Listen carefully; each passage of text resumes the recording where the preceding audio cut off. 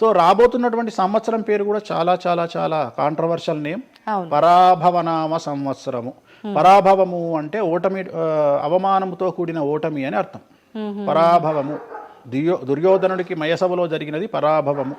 So అలాంటి పరాభవము ఎవరికి జరుగుతుంది అంటే, ఎవరి జాతకంలోనైతే ఏలినాటి శని ఉందో, 6వ స్థానంలో శని ఉన్నాడో, 8వ స్థానంలో శని ఉన్నాడో, 12వ స్థానంలో గురువు ఉన్నాడో వాళ్లకు ఈ సంవత్సరం సంచలనాలు ఉండబోతా ఉన్నాయి. అది మేషరాశి కావచ్చు, మీనరాశి కావచ్చు, సింహరాశి కావచ్చు.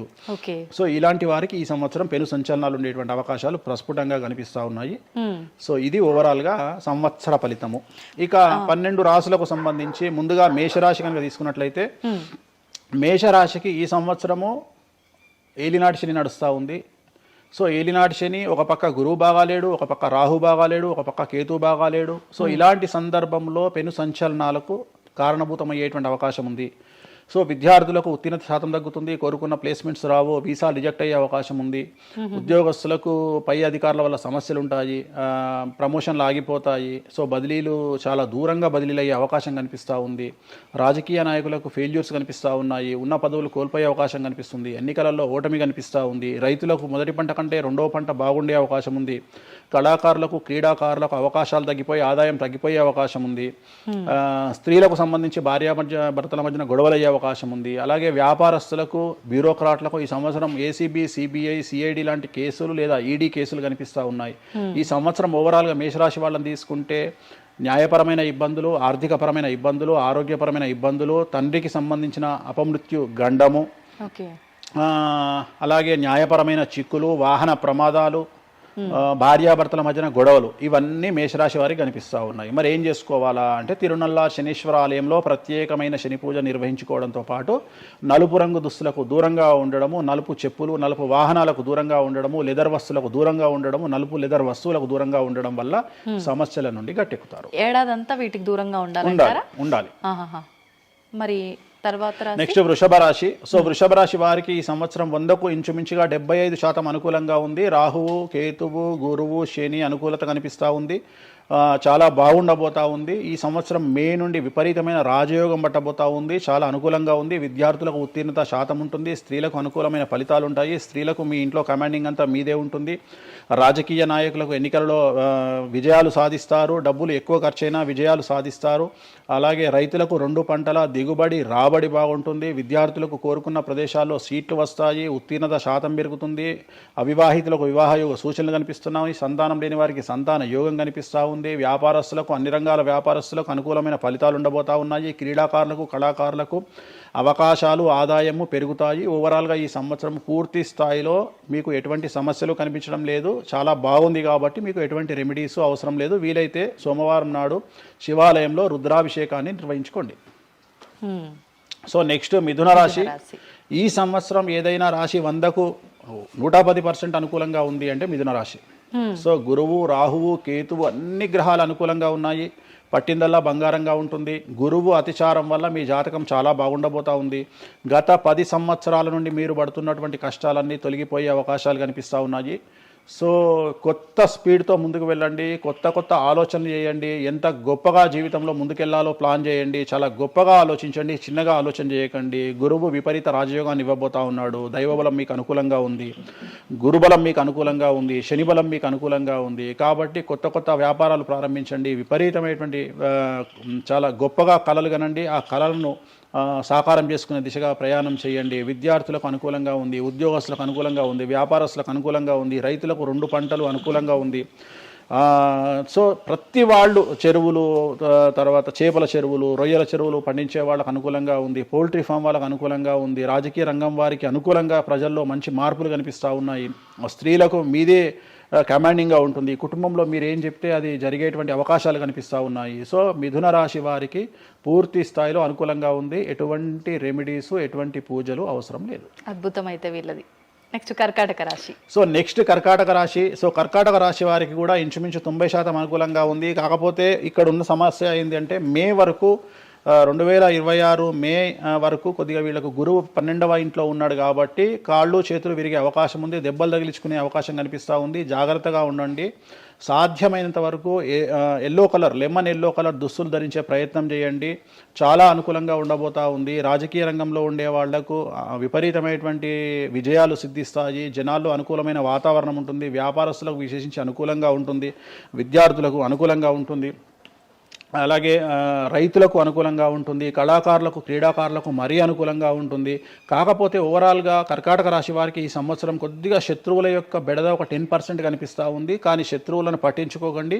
శని బలం వల్ల వాళ్ళు ఎంత ప్రయత్నాలు చేసినా, రాహు బలం వల్ల వాళ్ళు ఎంత ప్రయత్నాలు చేసినా మిమ్మల్ని ఎవరు ఏమీ చేయలేరు. సో మీరు చేయాల్సింది ప్రతి గురువారం నాడు లెమన్ ఎల్లో దుస్తులు ధరించే ప్రయత్నం చేయండి. అలాగే శ్రీకాళహస్తిలో గురు దక్షిణామూర్తి వద్ద గురువారం నాడు గురుహోరలో గురువుకు అంటే దక్షిణామూర్తికి అష్టోత్తర పూజ చేయించుకోండి. అలాగే పసుపు రంగు పువ్వు ఏదైనా ఉంటే అక్కడ నుండి తెచ్చుకొని ఇంట్లో పెట్టుకోండి. మీకు అనుకూలమైన ఫలితాలు ఉంటాయి. అంటే శని వీళ్ళకి ఫేవర్గా ఉన్నాడు, అంటే శని వీళ్ళకి చాలా ఫేవర్గా ఉన్నాడు. రాహు ఫేవర్గా ఉన్నాడు. కేతు ఫేవర్గా ఉన్నాడు. మే నుండి గురువు కూడా ఫేవర్గా ఉంటాడు. అది ఉన్న చిన్న చిన్న ఇబ్బందులకు కూడా ఏమైనా దానాలు అలాంటివి అదే మనం చెప్పినందుకు గురువు లెమన్ ఎల్లో కలర్ గురువుకు దక్షిణామూర్తి సరిపోతుంది. ఇంకా అవసరం లేదు, ఇంకా దానాలు అవసరం లేదు. మరి తదుపరి రాశి సో నెక్స్ట్ సింహరాశి. సింహరాశికి ఈ సంవత్సరం అష్టమ శని నడుస్తూ ఉంది. గురువు వ్యతిరేకమైన ఫలితాలు. రాహు కేతువు చాలా నెగిటివ్గా ఉన్నారు. సో ఇంచుమించుగా 4 గ్రహాలు వ్యతిరేకమైన దిశలో ఉన్నాయి. అష్టమ శని అంటే తల్లికి ఆరోగ్యపరమైన ఇబ్బందులు ఉంటాయి, మానసికమైన ఇబ్బందులు ఉంటాయి, శారీరకమైనటువంటి అనారోగ్య సమస్యలు ఉంటాయి. అలాగే ఆర్థికపరమైన ఇబ్బందులు, న్యాయపరమైన చికాకులు ఉంటాయి. జాగ్రత్తగా ఉండండి. నలుపు రంగు దుస్తులకు దూరంగా ఉండండి. విద్యార్థులకు సమస్యలు, ఉద్యోగస్తులకు సమస్యలు, వ్యాపారస్తులకు సమస్యలు, ఈడీ కేసులు, పోలీస్ కేసులు, బ్యూరోక్రాట్స్కు సిబిఐ కేసులు, రైతులకు పంటల దిగుబడిలో నష్టము, కళాకారులకు, క్రీడాకారులకు వాళ్ళ అవకాశాలను ఇతరులు దక్కించుకునేటువంటి అవకాశం కనిపిస్తూ ఉంది. స్త్రీలకు భార్యాభర్తల మధ్యన గొడవలు. సో ఓవరాల్గా సింహరాశి వారికి ఏ రంగంలో వారైనా సమస్యలు కనిపిస్తూ ఉన్నాయి. అష్టమ శని ప్రభావం కనిపిస్తూ ఉంది కాబట్టి నలుపు రంగు దుస్తులకు దూరంగా ఉండండి. తీరు నల్లార్ శనీశ్వర ఆలయంలో ప్రత్యేకమైన శని పూజను నిర్వహించుకోవడం ద్వారా సమస్యల నుండి గట్టెక్కుతారు. ఓకే. సో నెక్స్ట్ కన్యారాశి. ఈ సంవత్సరం కన్యారాశి వారికి ఇంచుమించు 75% అనుకూలంగా ఉండబోతా ఉంది. శని, అలాగే కుజుడు, రాహువు, కేతువు, గురువు అనుకూలతల వల్ల చాలా అనుకూలంగా ఉండబోతా ఉంది. ఒకే ఒక్క సమస్య ఈ సంవత్సరం ఉండేది, భార్యాభర్తల మధ్యన ఈగోలు కానీ క్లాషెస్ కానీ వచ్చే అవకాశం ఉంది. సో కాంప్రమైజ్ అవ్వడానికి ప్రయత్నించండి. భార్య దగ్గర భర్త, భర్త దగ్గర భార్య, కాంప్రమైజ్ అవ్వండి. ఈగోలకు పోవద్దు, జెలస్లకు పోవద్దు. ఆర్థికపరమైన అంశాల్లో జాగ్రత్తగా ఉండండి. విద్యార్థులకు అనుకూలత కనిపిస్తూ ఉంది. రాజకీయ నాయకులకు అనుకూలత కనిపిస్తూ ఉంది. వ్యాపారస్తులకు, కళాకారులకు, క్రీడాకారులకు విశేషమైన యోగం లభించబోతూ ఉంది. న్యాయస్థానాల్లో పనిచేసే వాళ్లకు, న్యాయ సంబంధమైన వృత్తిలో ఉండే వాళ్లకు అనుకూలమైన ఫలితాలు ఉండబోతూ ఉన్నాయి. స్త్రీలకు విశేషించి అనుకూలంగా ఉండబోతూ ఉంది. సో ఈ సంవత్సరం కన్యారాశి వారికి పూర్తిగా అనుకూలమైనటువంటి ఫలితాలు కనిపిస్తూ ఉన్నాయి. వీరు చేయాల్సినటువంటి రెమెడీ, సోమవారం నాడు రుద్రాభిషేకాన్ని శివాలయంలో నిర్వహించండి. సమస్యల నుండి గట్టెక్కుతారు. సో నెక్స్ట్ తులారాశి. తులారాశి వారికి షష్టమ స్థానంలో శని కనిపిస్తూ ఉన్నాడు. కాకపోతే గురువు విపరీత రాజయోగాన్ని ఇవ్వబోతా ఉన్నాడు. వీళ్ళకి గురు బలము మరియు దైవ బలం అనుకూలంగా ఉండడం వల్ల మీ జీవితాన్ని కొత్తగా ప్రొజెక్ట్ చేసుకునేటువంటి అవకాశం మీకు దేవుడు కల్పిస్తూ ఉన్నాడు. ముందుకు వెళ్ళే ప్రయత్నం చేయండి. చాలా కొత్తగా మిమ్మల్ని మీరు ఆవిష్కరించుకునే ప్రయత్నం చేయండి. మిమ్మల్ని మీరు కొత్తగా సమాజానికి చూపించుకోండి. దానివల్ల మీ ఆలోచనలు మార్చుకోండి. చాలా గొప్పగా థింక్ చేయండి. గొప్పగా కలలు కనండి. వాటిని సాకారం చేసుకోండి. గురువు అనుకూలంగా ఉన్నాడు. కాకపోతే కుటుంబంలో పెను సంచలనం జరిగే అవకాశం కనిపిస్తూ ఉంది. 6వ స్థానము భాగ్యానికి మరియు శత్రుత్వానికి కారకుడు కాబట్టి శని వల్ల సంచలనం జరిగే అవకాశం ఉంది. విద్యార్థులు, ఉద్యోగస్తులు, వ్యాపారస్తులు, కళాకారులు, క్రీడాకారులు, రైతులు, అలాగే రాజకీయ నాయకులు ఎవరైనా సరే వాళ్ళ జీవితంలో ఏదో ఒక పెను సంచలనం జరిగే అవకాశం కనిపిస్తూ ఉంది. నలుపు రంగు దుస్తులకు దూరంగా ఉండండి. తీరు నల్లార్ శనీశ్వర ఆలయంలో ప్రత్యేకమైన శని పూజ నిర్వహించడం ద్వారా సమస్యల నుండి బయటపడతారు. నెక్స్ట్ వృశ్చిక రాశి. వృశ్చిక రాశి వారికి అర్ధాష్టమ శని వెళ్ళిపోయింది. శని, గురువులు అనుకూలంగా ఉన్నారు. రాహు, కేతువులు అనుకూలంగా ఉన్నారు. కళాకారులు, క్రీడాకారులు, ఉద్యోగస్తులు, విద్యార్థులు, వ్యాపారస్తులు, రైతులు, రాజకీయ నాయకులు, స్త్రీలు, అన్ని రంగాల వారికి పూర్తిగా 100కి 100% అనుకూలంగా ఉన్నటువంటి రాశి వృశ్చిక రాశి. పూర్తి స్థాయిలో విశాఖ 4, అనురాధ 1, 2, 3, 4, జ్యేష్ఠ 1, 2, 3, 4, 9 పాదాల వారికి విశేషించి రాజయోగంగా భావించాల్సి ఉంటుంది. మే వరకు విపరీత రాజయోగం కనిపిస్తూ ఉంది. మే తదుపరి కూడా అనుకూలమైన ఫలితాలను పొందుతారు. కాబట్టి వీరికి ఎటువంటి రెమెడీస్, ఎటువంటి పూజలు అవసరం లేదు. చాలా గొప్పగా కళలు కనండి, మీకున్నటువంటి కళలను సాకారం చేసుకోండి, మీకు ఎటువంటి రెమెడీస్ కూడా అవసరం లేదు. నెక్స్ట్ ధనుసు రాశి వారికి అర్ధాష్టమ శని నడుస్తూ ఉంది. అర్ధాష్టమ శని అనేటువంటిది డబ్బులను అధికంగా ఇచ్చి ఆ డబ్బుల ద్వారా సమస్యలు తెచ్చేటువంటి ఒక పరిస్థితి. అంటే డబ్బులు లేకపోతేనే సమస్యలు అంటారా? డబ్బులు ఉంటే కూడా సమస్యలు. డబ్బులు ఉన్నప్పుడు వాటిని మనం ఖర్చు చేసే విధానంలో సమస్యలు, వాటిని మనం ఎలా సమాజంలో ఖర్చు పెట్టబోతున్నామనే సమస్యలు ఏర్పడేటువంటి అవకాశం ఉంది. కాబట్టి మీరు ఇన్వెస్ట్మెంట్ చేయడంలో కానీ, అప్పులు ఇవ్వడంలో కానీ, ఎవరికైనా అప్పులు ఇవ్వడంలో కానీ, చిట్టీలు వేయడంలో కానీ, సహాయం చేయబోయేటప్పుడు కానీ జాగ్రత్తలు తీసుకోండి. ఎటువంటి పరిస్థితుల్లోనూ డబ్బులు ఎవరికి ఇవ్వవద్దు. సో ధనుస్సు రాశి వారికి డబ్బు పరంగా సమస్యలు ఏర్పడే అవకాశం ఉంది. రాక డబ్బులు వచ్చినాయి కాబట్టి తీసుకెళ్ళి వేరే వాళ్ళకి ఇచ్చి మోసపోయే అవకాశాలు కనిపిస్తూ ఉన్నాయి. ఈ ఒక్క విషయంలో ధనుస్సు రాశి వాళ్ళు జాగ్రత్తలు తీసుకుంటే విద్యార్థులకు, ఉద్యోగస్తులకు, కళాకారులకు, క్రీడాకారులకు, రాజకీయ నాయకులకు, స్త్రీలకు, వ్యాపారస్తులకు, రైతులకు, అన్ని రంగాల వారికి ఈ సంవత్సరం అనుకూలంగా ఉంటుంది. ఓన్లీ మీరు చేయాల్సిన రెమెడీ నలుపు రంగు దుస్తులకు దూరంగా ఉండండి. తిరునల్లార్ శనీశ్వర ఆలయంలో ప్రత్యేకమైన శని పూజ నిర్వహించడం ద్వారా సమస్యల నుండి గట్టెక్కుతారు. నెక్స్ట్ మకర రాశి వారికి ఈ సంవత్సరం చాలా అనుకూలంగా ఉంది. ఈ సంవత్సరం అండర్లైన్ చేయాల్సిన విషయం ఏమిటంటే మకర రాశి వారికి భార్యాభర్తల మధ్యన గ్యాప్ ఏర్పడేటువంటి అవకాశం ఉంది. గొడవలు వచ్చే అవకాశం ఉంది. ఈగోస్ వల్ల కానీ వేటి వల్ల అయినా సమస్యలు వచ్చే అవకాశం ఉంది. అది కాకుండా విద్యార్థులకు అనుకూలతలు ఉంటాయి, ఉద్యోగస్తులకు అనుకూలతలు ఉంటాయి, రైతులకు 2 పంటల దిగుబడి రాబడి ఉంటుంది.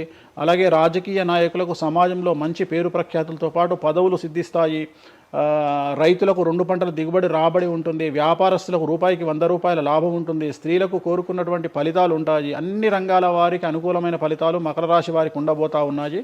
వీరు సోమవారం నాడు శివాలయంలో రుద్రాభిషేకం నిర్వహించుకున్నట్లయితే సమస్యల నుండి గట్టెక్కుతారు. సో నెక్స్ట్ కుంభరాశి వారికి ఏలినాటి శని చివరి అంకంలో ఉంది. చాలా సమస్యలు కనిపించబోతా ఉన్నాయి. కుటుంబంలో ఎవరిని తీసుకున్నా విద్యార్థులు, ఉద్యోగస్తులు, వ్యాపారస్తులు, కళాకారులు, క్రీడాకారులు, రాజకీయ నాయకులు, స్త్రీలు, ఉద్యోగస్తులు, బ్యూరోక్రాట్లు అందరికీ సమస్యలు ఉన్నాయి. వాహన ప్రమాదాలు, పోలీస్ కేసులు, కోర్టు కేసులు, ఆరోగ్యపరమైన ఇబ్బందులు, మానసికమైన ఇబ్బందులు, స్త్రీలకైతే థైరాయిడ్ సమస్యలు, పీసీఓడి సమస్యలు, గర్భసంచికి సంబంధించిన సమస్యలు, మానసికమైన ఇబ్బందులు బాధించే అవకాశం కనిపిస్తూ ఉంది. జాగ్రత్తగా ఉండండి. నలుపు రంగు దుస్తులకు దూరంగా ఉండండి. శనివార నియమాన్ని పాటించండి. సప్త శనివార వ్రతాన్ని పాటించండి. సప్త శనివార వ్రతం అంటే శనివారం నాడు శ్రీ వెంకటేశ్వర స్వామి వారికి సంబంధించినటువంటి వ్రతము. ఇది పుస్తకం మీకు మార్కెట్లో దొరుకుతుంది. తీసుకొచ్చుకొని 7 వారాల పాటు 7 శనివారాల పాటు చేయండి. సమస్యల నుండి గట్టెక్కుతారు. ఇక చివరిది లాస్ట్ది అనేటువంటిది మీనరాశి వారికి ఈ సంవత్సరం జన్మశని నడుస్తూ ఉంది. జన్మశని చాలా డేంజరస్గా ఉండబోతూ ఉంది. ఏ రంగంలో ఉండే వారికైనా ఈ సంవత్సరం సమస్యలు తప్పవు. ఆర్థికంగా, సామాజికంగా, న్యాయపరంగా, ఆరోగ్యపరంగా, వాహన ప్రమాదాలు అవ్వచ్చు, ఆర్థికపరమైన నష్టాలు అవ్వచ్చు, పోలీస్ కేసులు అవ్వచ్చు, ఇంట్లో తల్లిదండ్రులు ఒకళ్లకు ప్రాణగండాలు అవ్వచ్చు, భార్యాభర్తల మధ్యన గొడవలు అవ్వచ్చు. మరీ ముఖ్యంగా ఈ సంవత్సరం మీనరాశి జాతకులు ఉండేటువంటి ఇళ్లలో మగవాళ్లకు సంపాదన లేకుండా ఖాళీగా ఉండడం వల్ల ఆడవాళ్లు మాత్రమే సంపాదించి, ఆడవాళ్ల ఉద్యోగంతో డబ్బులు సంపాదించి, ఆడవాళ్ల అంటే భార్యల మీదనో, ఆడవాళ్ల కూతుళ్ళ మీదనో, తల్లి మీదనో బ్రతికేటువంటి పరిస్థితి మగవాళ్లకు ఉండే అవకాశం ఉంది. కాబట్టి ఈగోలను చంపుకోండి. సో ఆడవారి మీద బ్రతకడానికి సిద్ధపడండి, కష్టపడండి, మానసికంగా సంసిద్ధులుగా ఉండండి. అంటే అలాంటి ఒక కండిషన్ ఈ సంవత్సరం ఉండబోతా ఉంది. ఈ ఒక్క సంవత్సరాన్ని కనుక మీరు దాటగలిగితే మీ జీవితంలో మంచి మంచి మంచి పొజిషన్లకు వెళ్తారు. సో నలుపు రంగు దుస్తులకు దూరంగా ఉండండి. రాత్రిపూట ప్రయాణాలు చేయకండి. వాహన ప్రమాదాలు జరిగే అవకాశం కనిపిస్తూ ఉంది. జన సమూహం ఉన్నటువంటి ప్రాంతాలకు వెళ్ళకండి. సో జాగ్రత్తలు తీసుకోండి. నలుపు రంగు దుస్తులకు దూరంగా ఉండండి. తిరునల్లార్ శనీశ్వర ఆలయంలో ప్రత్యేకమైన శని పూజ నిర్వహించడం ద్వారా సమస్యల నుండి బయటపడతారు.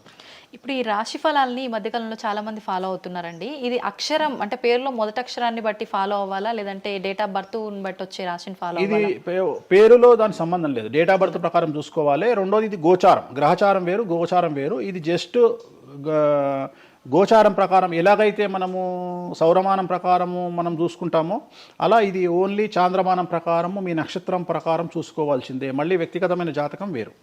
సో ప్రతి రోజు జాతకాన్ని వేసుకోవచ్చు, ప్రతి నెల జాతకాన్ని వేసుకోవచ్చు. గోచారము, గ్రహచారము అని 2 ఉంటాయి. గోచారము అంటే ప్రస్తుతం జరిగేటువంటి గ్రహాల యొక్క గమనం ఏ విధంగా ఉంది అని తెలియజేసేది గోచారము. గ్రహచారము అంటే పుట్టినప్పుడు దాన్ని బేస్ చేసుకొని రాసేది గ్రహచారము. జనరల్ గా తెలుగు రాష్ట్రాల్లో చాంద్రమానాన్ని మాత్రమే బేస్ చేసుకొని జాతకాలు రాస్తారు. కానీ వేణుస్వామి ఒక్కడే చాంద్రమానము, సౌరమానము, బార్హస్పత్యమానము అనే 3 విభాగాలను బేస్ చేసుకొని జాతకాలు రాస్తాడు. ఈ మూడో విభాగం ఏంటి? చాంద్రమానము అంటే చంద్రుడిని బేస్ చేసుకొని రోజున్నర పాటు చంద్రుడు ఒక రాశిలో ఉండేదాన్ని చాంద్రమానము అంటారు. ఇది మన దక్షిణ భారతదేశంలో వాడతాము. సౌరమానము అంటే సూర్యుడు, రవి ఒక నెలలో ఒక రాశిలో ఉంటాడు, దాన్నే మనం సౌరమానము అంటాము. అలాగే బార్హస్పత్యమానము అంటే బృహస్పతిమానము, సంవత్సరం పాటు గురువు ఒక రాశిలో ఉండేదాన్ని బార్హస్పత్యమానము అంటాము. మనము పుట్టినప్పటి నుండి కనీసము నాకు తెలిసి గత 1000 సంవత్సరాలు లేనటువంటి చరిత్ర ఈ సంవత్సరము 2026లో మనం చూడబోతా ఉన్నాము. గురువు ఒకే సమయములో 6 నెలల్లో 3 రాశుల్లోకి ప్రవేశిస్తా ఉన్నాడు. అంటే జనరల్ అరుదు కాదు, అసలు మనం ఎప్పుడు చూడలే. అందుకనే ఈ సంవత్సరం చాలా పెను సంచలనాలు ఉంటాయి. 2026లో గురువు మిథునం, కర్కాటకం, సింహం 3 రాశుల్లోకి వచ్చి మళ్ళీ రివర్స్ వస్తున్నాడు కర్కాటకానికి. సో చాలా విచిత్రమైనటువంటి ఒక గమనాన్నిగా మనం చూడాల్సి వస్తుంది. ఇది చాలా పెను సంచలనాలకు అంటే సృష్టిలోనే ఒక విచిత్రమైనటువంటి అనుభూతిని మనం పొందబోతా ఉన్నాము, మంచి చెడులు పక్కన పెడితే. సో ఇలాంటి పరిస్థితి నుండి జాతకాలను విశ్లేషించడము ఇవన్నీ కూడా నడుస్తాయి. ఇప్పుడు కొన్నిసార్లు మనిషి కొన్ని సందర్భాల్లో ఇబ్బంది వచ్చినప్పుడు నా తలరా తింటే భగవంతుడు ఇంకా రాసేశాడు, నేనేం మార్చలేను అంటుంటారు. కొన్నిసార్లు భగవంతుడిని పక్కన పెట్టి, తలరాతని పక్కన పెట్టి మనం గట్టిగా ఒకటి అనుకుంటే అయిపోతుంది అని అంటూ ఉంటారు. మీరు ముందుగానే ఒక శిశువు జననం అయినప్పుడే వాళ్ళ మొత్తం లైఫ్కి సంబంధించిన జాతకం ఇవ్వగలుగుతాము అన్నారు. మరి మధ్యలో ఇప్పుడు చెప్తున్న వాళ్ళ విధానాలను బట్టి మనం అనుకుంటే అయిపోతుంది, ఏదైనా మనం ప్రయత్నం చేస్తే మారుతుంది, భగవంతుడు దాన్ని మార్చేస్తాడు కొన్ని ప్రయత్నాల వల్ల అంటారు. ఈ రెండిట్లో అసలు దేన్ని నమ్మాలంటారు? ఇప్పుడు భగవంతుడు రాసినాడు, మన జాతకము మారదు, మన తలరాత మారదు అని అనుకుంటే అలాంటి వాళ్ళందరినీ మనం చేయాల్సింది ఏంటంటే, వాళ్ళకి ఎవరికైనా హార్ట్ అటాక్ రాగానే వాళ్ళని అట్లనే బెడ్ మీద కూర్చోబెట్టి ఎదురుగా ఫోటో పెట్టి దేవుని మొక్కమని చెప్పాలి. హాస్పిటల్కి ఎవరిని పంపించొద్దు.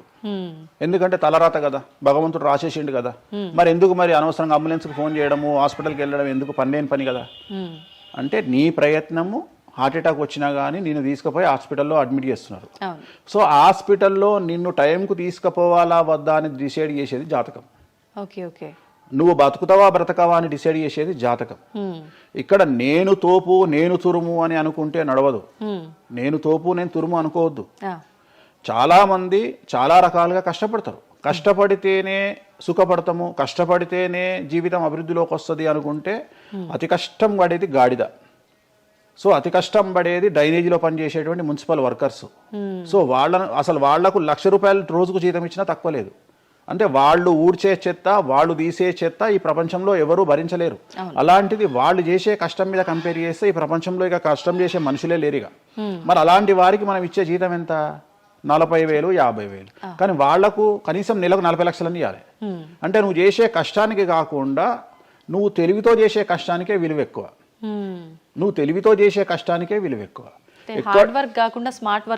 ఎగ్జాక్ట్లీ, స్మార్ట్ వర్క్ నమ్ముకోవాలి. సో రెండవది, నేను కష్టపడితే అసలు రానే రాదు. నువ్వు కష్టపడడం కాదు, నువ్వు తెలివిగా కష్టపడు, కసిగా కష్టపడు. సో అందరికంటే భిన్నంగా ముందుకెళ్ళు. సో దీంట్లో లోకులు నీ మీద రాళ్లు వేస్తారు, దీంట్లో లోకులు నిన్ను సమాజంలో టార్గెట్ చేస్తారు. So there is no development in comfortable zone. నువ్వు కంఫర్టబుల్ జోన్ దాటిన తర్వాతనే నీ జీవితంలో నీ కష్టాలు అనేవి స్టార్ట్ అవుతాయి. ఆ కష్టాలు స్టార్ట్ అయిన తర్వాత అభివృద్ధి అనేది ఏర్పడుతుంది. సో నువ్వు ఉద్యోగానికి అలవాటు అయినవు అంటే జీవితంలో నువ్వు ఉద్యోగంలోనే ఉండిపోతావు. నువ్వు రిస్క్ తీసుకొని సంవత్సరం పాటు ఖాళీగా కూర్చోవడానికి ట్రై చేసి నువ్వేదో వ్యాపారం చేసుకోనో ఇంకేదో చేసుకోనో ముందుకు రావడానికి ప్రయత్నం చేస్తే అప్పుడు నువ్వు తోపవుతావు.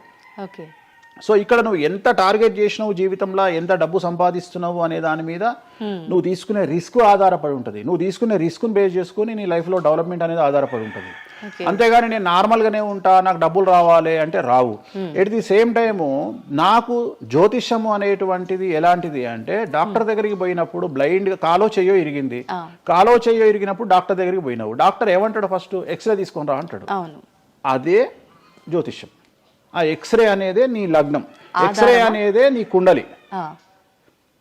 సో నువ్వు తీసుకున్న ఎక్స్రే, నువ్వు ఎట్లయితే డాక్టర్ దగ్గరికి పోయినప్పుడు ఎక్స్రే ఎట్లయితే పనిచేస్తుందో, నీ కష్టం వచ్చినప్పుడు నిన్ను కష్టాల నుండి బయటికి తీసుకురావడానికి జ్యోతిష్యం అనేది ఎక్స్రే లాగా ఉపయోగపడుతుంది. ఓకే. ఆ ఎక్స్రే అంటే నీ కుండలి చూసినప్పుడు నీకు ఈ సబ్జెక్ట్లో ఈ ప్రాబ్లం ఎందుకు వచ్చింది, ఒక వ్యక్తికి హార్ట్ అటాక్ ఎందుకు వచ్చింది అంటే ఆయన జాతకంలో రవి కేతువు లేదా శని దృష్టి రవి మీద లేదా కుజ రవులు 8వ ఇంట్లోనో లేకుంటే 6వ ఇంట్లోనో వ్యయంలో ఉన్నప్పుడు, అలాగే రవి కేతువులు 12వ ఇంట్లో కలిసి ఉన్నప్పుడు, అలాగే 6వ ఇంట్లో కలిసి ఉన్నప్పుడు, సో ఆ సందర్భంలో ఆ గ్రహ చిత్రంలో ఆ దశా చిత్రంలో ఆ దశ వచ్చినప్పుడు, అంతర్దశ వచ్చినప్పుడు ఏలినాటి శనిలోనో ఆ షష్టమ శనిలోనో అష్టమ శనిలోనో ఈ హార్ట్ అటాక్ అనేది వస్తుంది. అంటే జాతకంలో ఈ దశలను బట్టే కానీ మనం తీసుకుంటున్న ఆహార అలవాట్లను బట్టి కాదంటారా? ఏం తినని వాళ్లకు కూడా క్యాన్సర్స్ వస్తాయి, గుర్తుంచుకోవాలి. ఏం తినని వాళ్ళకు కూడా క్యాన్సర్లు వస్తాయి. చాలా మందికి ప్రస్తుతం సమాజంలో నాన్ వెజ్ తిననటువంటి వాళ్లకు కొలన్ క్యాన్సర్ వచ్చినటువంటి సంఘటనలు నాకు వేలల్లో తెలుసు. సో ఏం తప్పు చేస్తున్నారని అమ్మాయిలకు బ్రెస్ట్ క్యాన్సర్ వస్తుంది? ఆన్సర్ చెప్పు. Question mark. అవునా కాదా? థైరాయిడ్ తో ఏం పని చేస్తున్నాం? థైరాయిడ్ ప్రాబ్లం వచ్చింది. సరే ఉదాహరణ లంగ్స్ క్యాన్సర్ అంటే నువ్వు సిగరెట్ తాగితే వచ్చింది. కానీ నువ్వు నమ్మవో 100 మందిలో 40 మందికి లంగ్స్ క్యాన్సర్ వచ్చిన వాళ్ళకు సిగరెట్ అలవాట్లేదు. ఎందుకు వచ్చింది? సో చాలా మంది అంతెందుకు కరోనాలో మంచి వాళ్ళు చచ్చిపోయారు, తాగుబోతులు ఎవరు తావాలా? అవును అవును. అసలు దీని మీద కదా నువ్వు సైంటిస్ట్ రీసెర్చ్ చేయాల్సింది. ఇంతమందిని చూసినా మనం రోడ్డు మీద బిచ్చమెత్తుకునేవాడు ఎవరు చచ్చిపోలే. ఎందుకు అంటే వాడి డైజెషన్ సిస్టమ్ అంత స్ట్రాంగ్ ఉంది, వాడి ఇమ్యూనిటీ పవర్ అంత స్ట్రాంగ్ ఉంది. అట్లనే మందు తాగే వాడి ఇమ్యూనిటీ పవర్ అంత స్ట్రాంగ్ ఉంది. తాగుబోతులు ఎవరు చచ్చిపోలే కరోనాలో. సో ఇవన్నీ నువ్వు ఎలా చనిపోతావు, ఏ రోగం వస్తుంది ఏంది అనేది జ్యోతిష్యం ప్రిడిక్ట్ చేయగలుగుతుంది. జ్యోతిష్యం అనేది నీ లైఫ్ను డిసైడ్ చేసింది కాదు, నీ లైఫ్ను ఎలా మార్చుకోవాలి అనేది జ్యోతిష్యం డిసైడ్ చేస్తుంది. దేవుడు అనేవాడు నీ జాతకాన్ని రాసిండు, నీ తలరాత రాయలే. ఇక్కడ గుర్తుంచుకోవాల్సింది ఏంటంటే నువ్వు ఏ సమయంలో పుట్టాలి అనేది డిసైడ్ చేసింది ఎవరు? దేవుడు. సో నువ్వు పుట్టినప్పుడు 9 గ్రహాల కాంబినేషన్స్ ఎక్కడున్నాయి? లగ్నంలో ఎవరున్నారు, ద్వితీయంలో ఎవరున్నారు, తృతీయంలో ఎవరున్నారు, చతుర్థంలో ఎవరున్నారు, పంచమంలో ఎవరున్నారు, షష్టమంలో ఎవరున్నారు, వ్యయంలో ఎవరున్నారు, అంటే నీకు ఏ రోగాలు రావాలి, నీకు దోస్తులు ఎట్లాంటి వాళ్ళు ఉన్నారు, నీ కుటుంబంలో నీకు బంధువులతో గొడవలు అయితేయా కావా, నువ్వు డబ్బు ఎంత సంపాదిస్తావు, ఉద్యోగం వల్ల సంపాదిస్తావా, వ్యాపారం వల్ల సంపాదిస్తావా, లేకపోతే బెట్టింగ్లకు పోయి నాశనం చేసుకుంటావా, లేకపోతే వ్యసనపరుడు పోయి నాశనం చేసుకుంటావా, సో అమ్మాయిలకు బానిసైతావా, అంటే ఇట్లాంటివన్నింటిని అనలైజ్ చేయగలిగినటువంటి శక్తి జ్యోతిష్యానికి ఉంది. జ్యోతిష్యము అనేది వేరు కాదు. నువ్వు ఏదైతే దేవుడు జాతకం రాసిండు, ఏదైతే తలరాత రాసిండు అంటుండో గదే గిది. అంటే పుట్టిన టైంని ప్లేస్ని అన్నిటిని బట్టే ఈ ప్రిడిక్షన్. ఒక మనిషి పుట్టిన సమయాన్ని బేస్ చేసుకొని ఇప్పుడు నువ్వు మాట్లాడుతున్న దేవుడు రాసిన తలరాతనే జాతకం. తలరాత వేరు, జాతకం వేరు కాదు. నీ తలరాత అనేది ఈ లగ్నంలో ఉంది, ఈ కుండలిలో ఉంది. దీన్ని బేస్ చేసుకొని దీన్ని చేతిలో పట్టుకొని నువ్వు ముందుకెళ్తే నీకు ఏ ప్రాబ్లం ఉండదు. ఒక్కసారి జ్యోతిష్కుని సంప్రదిస్తే కాదు, నువ్వు ప్రతి సంవత్సరము లేదా 2.5 సంవత్సరాలకోసారి శని మారినప్పుడల్లా నీ జాతకం మారుతుంటది. గోచారంలో మారుతుంటది, గ్రహచారంలో మారుతుంటది. నువ్వు ఎలాంటి చర్యలు తీసుకోవాలి, ఎలాంటి జాగ్రత్తలు తీసుకోవాలి, నీకు వాహన ప్రమాదాలు ఎప్పుడు వస్తాయి, ఆరోగ్యపరమైన ఇబ్బందులు ఎప్పుడు వస్తాయి, న్యాయపరమైన ఇబ్బందులు ఎప్పుడు వస్తాయి, నువ్వు ఎదిగిన తర్వాత నీకు శత్రువులు పెరుగుతారు, నువ్వు ఎంత శుద్ధపూసైనా ఎంత మంచివాడివైనా నువ్వు సమాజంలో ఎదిగి ఒక కారు కొనుక్కొని ఒక ఇల్లు కొనుక్కొని నీ బతుకు నువ్వు బ్రతుకుతున్నా నీ మీద జనాలు ఏడ్చి చస్తారు. నీకు శత్రువులు అనేవాళ్ళు ఏర్పడతారు. నువ్వు మంచి చేసినా శత్రువులు వస్తారు, చెడు చేసినా శత్రువులు వస్తారు. సో ఇలాంటి వాళ్ళందరి నుండి నువ్వు ఎట్లా తప్పించుకోవడానికి ఏమేమి పూజలు చేసుకోవాలి, ఏమేమి న్యాయపరమైన జాగ్రత్తలు తీసుకోవాలి, వీటన్నిటినీ క్రోడీకరించి చెప్పగలిగిన వాడు జ్యోతిష్కుడు. కాకపోతే జ్యోతిష్కుడికి దేశ కాల మాన పరిస్థితులను బేస్ చేసుకొని జాతకం చెప్పగలగడం రావాలి. ఎందుకంటే జ్యోతిష్యంలో ఉదాహరణ రవి కుజ కేతువు కలిసి ఉన్నప్పుడు సుఖవ్యాధి వస్తుంది. సో సుఖవ్యాధి అని మాత్రమే జ్యోతిష్యం చెప్పింది మాకు, అంతేగాని నీకు సిఫిలిస్, గనేరియా, ఎయిడ్స్, HIV అని చెప్పి రాయలే మాకు అక్కడ రాసింది. ఏం రాసిండు? నీకు సుఖవ్యాధి వస్తుంది. కాకపోతే దేశకాలమాన పరిస్థితులను బట్టి ఏ వ్యాధులు వస్తున్నాయో దాన్ని అంచనా వేయగలిగిన శక్తి జ్యోతిష్కుడికి ఉండాలి. ఇప్పుడు కూడా నువ్వు ఇంజనీరింగ్ చేస్తున్నావు అంటే ఇంజనీరింగ్ ఇంకో 2 ఏళ్ళు అయితే పోతుంది. సో కొత్త ఏదో వస్తుంది, స్టడీస్ వస్తాయి. సో మనం మారుతా ఉండాలి, మనం అప్డేట్ అవుతా ఉండాలి. ఎట్లయితే టెక్నాలజీ కోసము, ఎట్లయితే కెమెరా విషయంలో, ఎట్లయితే మైక్ల విషయంలో అప్డేట్ అవుతున్నామో మేము కూడా జ్యోతిషం విషయంలో అప్డేట్ కావాలి. కానీ మమ్మల్ని అప్డేట్ అవ్వడానికి ఎవరు మాకు భుజం తట్టేవాళ్ళు కానీ, వెన్ను తట్టేవాళ్ళు కానీ, మమ్మల్ని ఎంకరేజ్ చేసేవాడు కానీ ఉండడు. ఎంతసేపు మా మీద దాడి చేద్దామని చూసేవాడే ఉంటాడు. మేము ఏదైనా విశ్లేషించి కొత్తది చెప్పుదాము అనేటువంటి ప్రయోగం చేయంగానే ఆటోమేటిక్గా రాకెట్ ఫెయిల్ అయితేనేమో సింపతి చూపిస్తారు, మేము చెప్పింది ఫెయిల్ కాగానే దాడి చేస్తారు. సెఫాలజిస్టుల పేరుతోని ప్రతి సంవత్సరము కనీసం ఒక 20-30 మంది ఫెయిల్ అయితేనే ఉంటారు ఎన్నికలలో, వాళ్ళ జోలికి ఎవడు పోడు. కానీ మేము ఎవడన్నా పుసుక్కున ఎక్కడన్నా ఎన్నికలు గెలువయ్యి అని చెప్పగానే మా మీద దాడి చేసే వాళ్ళు ఎక్కువ ఉంటారు. సో మాకు కూడా ఎంకరేజ్మెంట్ చేస్తే మేము సైన్స్ను ఎప్పుడో పండబెట్టగలిగిన శక్తి మాకు ఉన్నది, జ్యోతిష్కులకు లేక కాదు. కాకపోతే మమ్మల్ని ఎవడు వెన్నుదడతాడు, మా గురించి ఎవడు మాట్లాడతాడు? మా గురించి మెచ్చుకునేది పర్సనల్గా వ్యక్తిగతమైనటువంటి టర్మినాలజీలో మాతో మాట్లాడే వాళ్ళు మెచ్చుకుంటారు తప్ప సమాజం మమ్మల్ని చూసే దృష్టి వేరు. ఎంతసేపు మా దాంట్లోనే మాకుండదు. మా దాంట్లో యాచకా శత్రువు అంటే బిచ్చపోనికి బిచ్చపోడు శత్రువు అని మా దాంట్లో మాకే తన్నులాట. కామాఖ్యకు పోయి బలుడిచ్చి పూజలు చేసుకునేటువంటి జ్యోతిష్కుడు హైదరాబాద్కు వచ్చి అక్కడ బలులే లేవని చెప్తాడు ఒక జ్యోతిష్కుడు. సో ఇట్లా ఎందుకు చెప్తున్నారు అంటే వాళ్ళ కర్మ మనం ఏం చేయలేము. సో ఓవరాల్గా జ్యోతిష్యం అనేది ఏదైనా చరిత్ర సృష్టించగలుగుతుంది. జ్యోతిష్యము అంటే మనిషి యొక్క తలరాతనే జ్యోతిష్యం. ఇప్పుడు మీరు చెప్పిన దాన్ని బట్టి అంతా మనం పుట్టిన టైము ప్లేస్ని బట్టే డిసైడ్ అవుతుంది ఈ ప్రెడిక్షన్ అంతా. అంటే న్యాచురల్గా బర్త్ జరిగితే ఓకే, కానీ ఇప్పుడు అన్ని ముహూర్తాలు పెట్టుకొని టైము అన్ని చూసి చేస్తున్నారు కదా, మరి ఇటువంటి వారికి జాతకం ప్రెడిక్షన్ కరెక్ట్ ఉంటుందా? ఆ ముహూర్తం పెట్టాలి అనేటువంటి టైమింగ్ కూడా ఆయన డిసైడ్ చేస్తాడు, దేవుడే. ప్రతిదీ మనం తోపులం అనుకుంటాం, నేను ఓన్గా ఆలోచిస్తున్నా అనుకుంటాడు. ఓకే, అది ఆల్రెడీ డిసైడెడే. నీ మనసులో ఆ భావం రావడానికి, నీ మనసులో ఆ ముహూర్తం పెట్టించుకోవాలి అని అనుకోవడానికి కర్త కర్మక్రియనే భగవంతుడు. మరి ఇది పెళ్లిళ్ళ విషయంలో ఎందుకు వర్తించదు? పెట్టుడు ముహూర్తాల్లో పెళ్లిళ్ళు వద్దు, అదంతా సఖ్యతతో ఉండరు భార్యాభర్తలు అంటారు కదా. అసలు ముహూర్తం మంచిదైతే ఎందుకు విడిపోతున్నారు అని ఇప్పుడు కొంతమంది మేధావులు అడుగుతారు. ఫస్ట్ నేను చెప్పే పాయింట్ ఏంటంటే, నీ జాతకాలే కలవకపోతే నువ్వు ఎంత మంచి ముహూర్తంలో చేసుకుంటే ఉంది. నీ జాతకాలు బాగుంటే, మీ జాతకాలు కలిస్తే నువ్వు అష్టమి నాడు పెళ్లి చేసుకున్నా, అమావాస్య నాడు పెళ్లి చేసుకున్నా ఏమీ కాదు. రైట్? సో నేను మాట్లాడే విషయం ఏంటంటే, నీ అబ్బాయి అమ్మాయి జాతకాలు బాగా కుదిరినప్పుడు వాళ్ళ లైఫ్ ఎక్కడో ఉంటుంది. చాలామంది there is calculated love, calculated relation. అమ్మాయి ఏమనుకుంటుంది, నేను నెలకు 1,50,000 సంపాదిస్తున్నా, నాకు ఖచ్చితంగా 2 లక్షలు సంపాదించే అబ్బాయి కావాలి అనుకుంటుంది. కానీ నన్ను జీవితంలో బాగా చూసుకునే అబ్బాయి కావాలి, నేను కాంప్రమైజ్ అవుతా, నీకు 1,00,000 వస్తుందా, నేను 1,50,000 సంపాదిస్తా, ఇద్దరం కలిసి 2.5 లక్షలతో బతుకుతాము అని ఏ అమ్మాయి అనుకోదు. సో ప్రతి ఒక్కడి క్యాలిక్యులేషన్ ఇదే. అలాగే అబ్బాయి ఏమనుకుంటాడు, నాకు 2 లక్షలు వస్తుంది కానీ నాకు చాలా అందమైన అమ్మాయి కావాలి అనుకుంటాడు. సో ఇక్కడ ఉన్న డిమాండ్కు తగ్గట్టు సప్లై లేదా. సో అప్పుడు ప్రాబ్లం ఏమవుతుంది, ఫైటింగ్. అప్పుడు ఏమవుతుంది అంటే కాంప్రమైజ్ అనేది స్టార్ట్ అవుతుంది. అంటే జ్యోతిష్యుడు జాతకాలు బాగాలేవు అని చెప్పినా ఇనే పరిస్థితులలో వీళ్ళు ఉండరు. రెండవది, జ్యోతిష్కులు కూడా ఏం చేస్తారంటే సాధ్యమైనంత వరకు ముక్కుసూటిగా ఆన్సర్ చెప్పకుండా, కుజదోషం ఉంది, 7వ ఇంట్లో కుజుడున్నాడు, 7వ ఇంట్లో శని కుజులు కలిసి ఉన్నారు, సో చాలా ప్రాబ్లం అవుతుంది. లేదా 7వ ఇంట్లో చంద్రుడు కుజుడు కలిసి ఉన్నారు, సో పిల్లవాడి తల్లి వల్ల సమస్యలు వస్తాయి, లేదా పిల్ల తల్లి వల్ల సమస్యలు వస్తాయి అని వీడు డైరెక్ట్గా అమ్మాయికో అబ్బాయికో చెప్పడు. లేదు మీ ఇద్దరికి సంతాన యోగం లేదు అని చెప్పడు. ఉదాహరణ 9:5 అయింది, ఇద్దరిది అమ్మాయిది అబ్బాయిది, సంతాన యోగం ఉండదు, షష్టాష్టకాలు అయినాయి. వీడేమంటాడు, షష్టాష్టకాలలో శుభ షష్టాష్టకాలు అంటాడు. అంటే విషయంలో మంచి విషయం ఉంటుందా? ఉండదు కదా. శుభ షష్టాష్టకాలు ఎక్కడి నుండి వచ్చినాయి? నువ్వు చెప్పేదే విషం అంటున్నావు, విషం అనుకుంటూ మంచి విషయం అంటున్నావు మళ్ళా.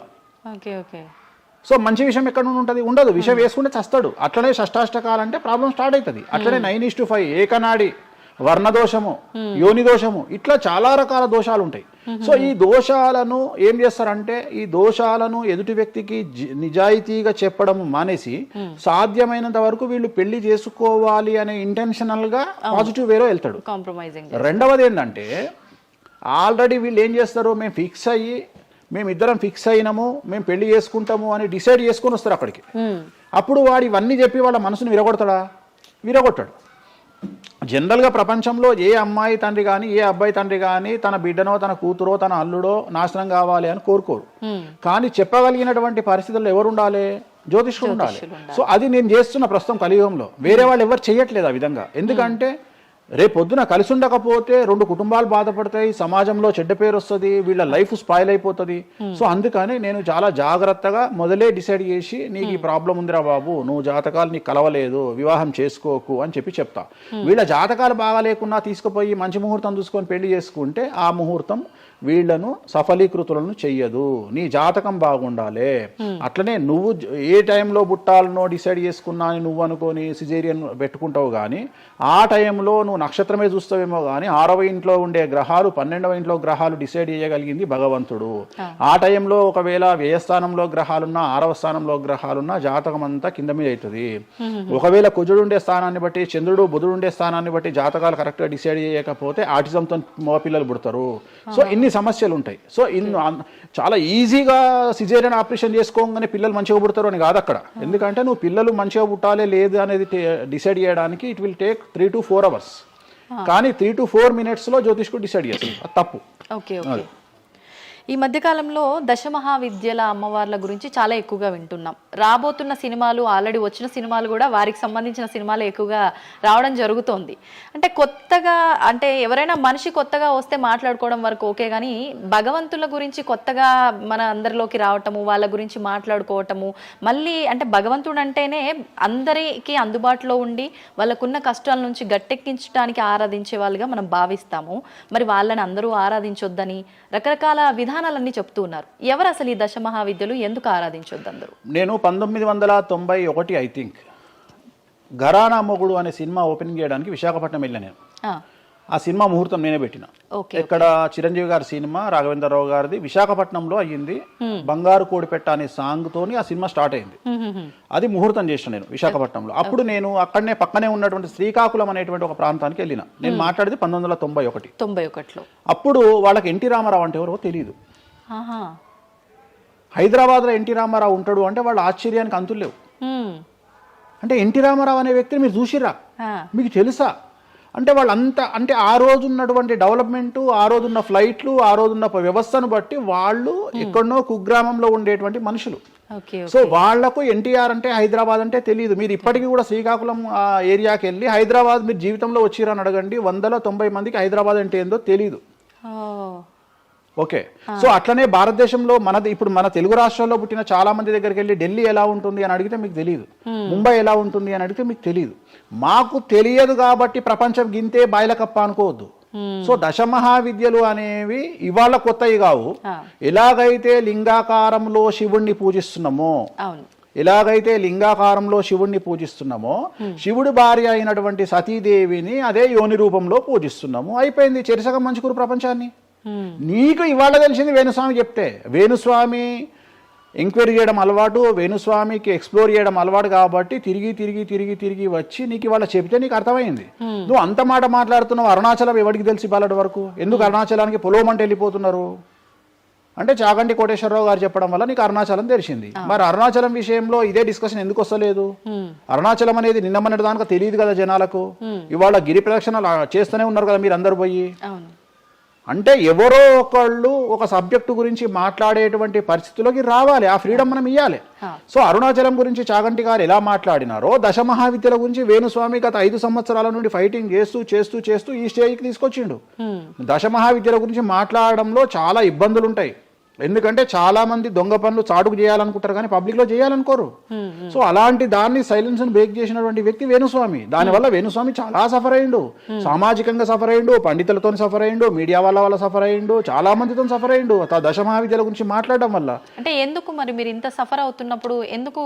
నా ఇష్టం అది. అంటే సమాజంలో ఉన్నప్పుడు మన ఇష్టం. నేనేం తప్పు మాట్లాడతలేను కదా. ఇప్పుడు నేననే పాయింట్ ఏంటంటే అల్ట్రాసెట్ అని ఒక టాబ్లెట్ ఉంటుంది. ఆ టాబ్లెట్ లో గంజాయి ఉంటుంది. సో మనం వాడే చాలా టాబ్లెట్లలో గంజాయి ఉంటుంది. మనం వాడే చాలా టాబ్లెట్లలో కొన్ని క్యాన్సర్ ఔషధాలలో పాము విషం ఉంటుంది. దాని గురించి మనం మాట్లాడుకోం. సో మనం దేని గురించి మాట్లాడుకుంటాము అంటే ఏదైనా కొత్తది వచ్చినప్పుడు, వేణుస్వామి లాంటి వాడు వచ్చినప్పుడు మాట్లాడుకుంటాడు. ఇప్పుడు చాలా మంది కొంతమంది నాకు తెలిసిన వాళ్ళు షుగర్ అంటే ఇప్పటికి కూడా చెప్పుకోరు. భారతదేశంలో షుగర్ వస్తే చెప్పుకోరు షుగర్ వచ్చిందని. అంతెందుకు ఇవాళ గురించి సరోగసి గురించి ఇప్పటికీ మన దేశంలో మాట్లాడుకోరు. ఇప్పటికి కూడా చాలా మంది సెలబ్రిటీలు సరోగసితోని పిల్లల్ని గంటూ అబద్ధాలు చెప్పుకుంటారు, మేము కడుపుతోనున్నామని. అట్లనే అబద్ధాలు చెప్పుకుంటారు, అట్లనే శ్రీమంతాలు చేసుకుంటారు. కానీ వాళ్ళంతా సరోగేట్ మదర్సు. కానీ వాళ్ళు జనాలకు తెలియదు. ఎందుకంటే పొద్దున్న లేచి డోర్ కొట్టి నువ్వు కడుపుతో ఉన్నావా లేదా అని బెదిరిస్తాడు. ఎవడన్నా బెదిరించాడు కదా. నువ్వు ఒక నిజమైన ప్రెగ్నెంట్ను పిలిచి అమ్మ 9 నెలలకు నీ బాడీ లాంగ్వేజ్ ఏందో అడుగు. డెలివరీ అయిన తర్వాత 40 రోజులు నీకు సుక్కలు ఎట్లా కనిపిస్తాయో అడుగు. మొన్న నాకు బాగా క్లోజ్ అయినటువంటి ఒక ఆమె 21 కొడుకు పుట్టిండండి వేణుస్వామి గారు, 21కి రండి అని పిలిచింది. 21కి పోయినా 5వ అంతస్తులు ఉంది వాళ్ళ ఇల్లు. కిందికి నేను వచ్చిన పార్కింగ్ దిగంగానే వేణుస్వామి గారు మీరు లిఫ్ట్ లో రండి అని మెట్లెక్కుంటూ పోతుంది. 22వ రోజు నాకు అనుమానం రాదా? వస్తుంది. నేను కూడా ఒక అడగానికి పుట్టిన కదా, నేను కూడా ఒక అమ్మ కొడుకునే కదా, నాకు తెలుసు. మదర్ కి ఇబ్బందులన్నీ అసలు ఉండవు. సరోగా ఈమె కనదు కదమ్మా. ఇప్పుడు ఎవరో అంటారు, మీరు అది గెస్ చేశారు. గెస్ చేయడం ఏంది? 2 మెట్లెక్కాలంటేనే బాడీ లాంగ్వేజ్ తెలిసిపోతుంది కదా.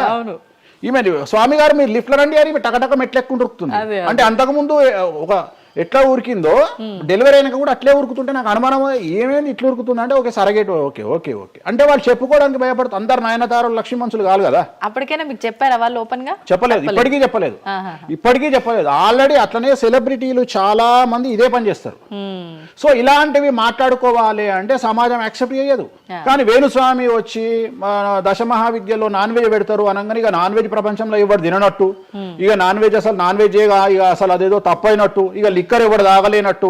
మళ్ళా చూస్తే తెలంగాణలో హైయెస్ట్ లిక్కర్ సేల్స్ భారతదేశం మొత్తంలో తెలంగాణదే ఉంటుంది, ఆంధ్రప్రదేశ్దే ఉంటుంది. మనం బతికే 2 రాష్ట్రాలు బతికేదే లిక్కర్ మీద బతుకుతాయి. కానీ మళ్ళీ మనకు ఎక్కడ లేని బాధ వేణుస్వామి మాట్లాడితే నిజాయితీగా మాట్లాడిండు కాబట్టి వేణుస్వామి తప్పు చేస్తుండు, వేణుస్వామి ఆడ మందావుతుండడా. సార్ కరోనా వరకు తినకూడని కమ్యూనిటీలు ఏవి కూడా అంటే నాన్ వెజ్ ముట్టుకోని కమ్యూనిటీలు కూడా డాక్టర్ చికెన్ తినురి మటన్ తినురి అనగానే ఒక్కొక్కడు మార్కెట్లో లేనంత మటన్ చికెన్ తిన్నారు. కమ్యూనిటీల గురించి నేను మాట్లాడా. అప్పటిదాకా మేము తినము అన్నోడు కూడా తినడం స్టార్ట్ చేసారు. అంటే నువ్వు డాక్టర్ చెప్తే మళ్ళీ డాక్టర్ చెప్పాడు కాబట్టి తింటున్నామండి, లేకుంటే తినేవాళ్ళం కాదు. తిన్నావా లేదా? సో తప్పే ఉంది. అసలు మద్య మాంసాదులు లేని దేవతల గురించి మాట్లాడుకుందాం. ఎక్కడున్నారు దేవతలు? అసలు మద్య మాంసాదులు లేని దేవతలేరి? రాముడు క్షత్రియుడు, మాంసం తినలేదా?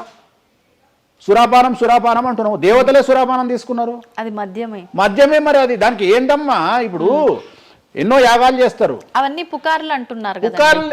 అదే చెప్తున్నా నేను నీకు. సురాపానము అని ఎక్కడ పెట్టిరు? అమృతము అని ఎక్కడ పెట్టి? సురాపానము నథింగ్ బట్ సారా, ఇప్పసారా.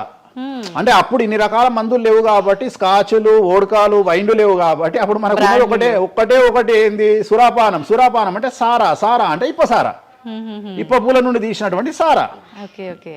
అంతే, అది కూడా అంతే. మళ్ళా రోజులు పెరుగుతున్న కొద్ది టేస్ట్ మారుతుంది. సో ఇవాళ వేణుస్వామి వచ్చి మాట్లాడంగానే ఇక ఎక్కడ లేనటువంటి అంటే ఏం లేదు. నేను అనేది ఏంటంటే టార్గెట్ చేయడానికి ఏదో ఒకటి కావాలి.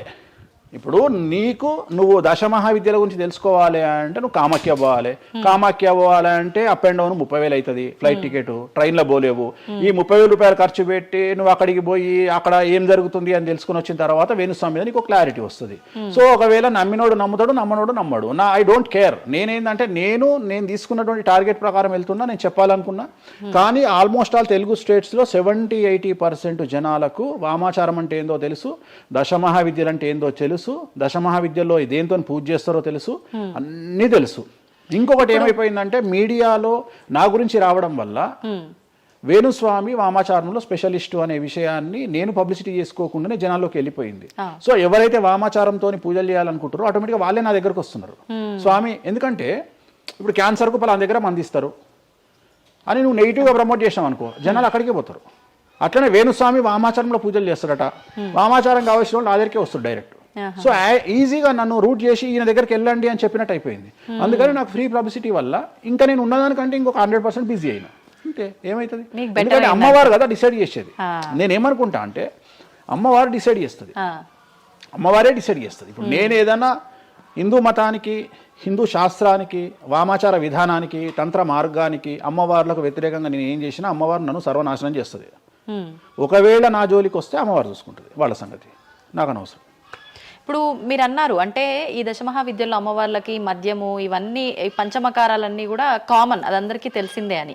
మరి మీరొక్కరే ఎందుకు బల్లగుద్దినట్టు ఇది వాస్తవం అని చెప్తున్నారు? అందరూ చెప్పే విధానం ఏ రకంగా ఉంది అంటే అంటే మనలో ఉన్న ఈ చక్రాలని యాక్టివేట్ చేయడము, మద్యము అని అంటే మద్యం కాదు ఇంకేదో అని చెప్పి, మాంసము అంటే మాంసం కాదు అల్లంతో ఇంకేదో మిక్స్ చేస్తే వచ్చేదాన్ని మాంసంగా పలుకుతారు కానీ అది మాంసం కాదు, అంటే జీవిని చంపడం ఇదంతా కాదు, ఈ విధానం చాలా మంది చెప్పుకుంటారు వస్తున్నారు. ఏం చెప్తారు అట్లా? అంటే దక్షిణాచారంలో పూజలు చేసే వాళ్ళు వాళ్ళ దగ్గరికి భక్తులు రావాలి అంటే వాళ్ళు అదే చెప్తారు.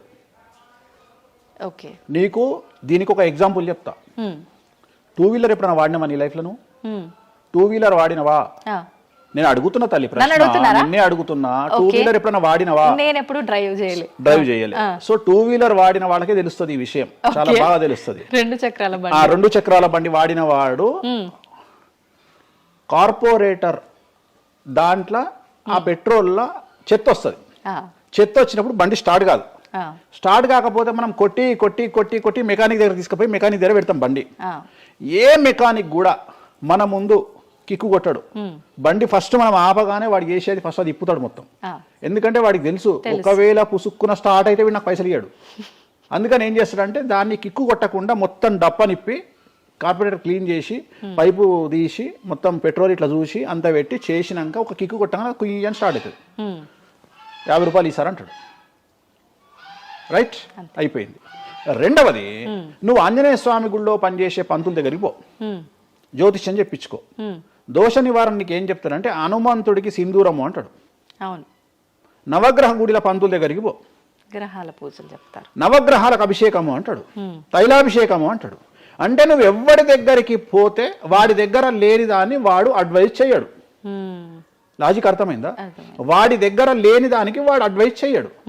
దశమహావిద్యల గురించి కానీ వామాచారం గురించి కానీ చేయగలిగిన తోపు తురుము సౌత్ ఇండియాలో వేణుస్వామి ఒక్కడే.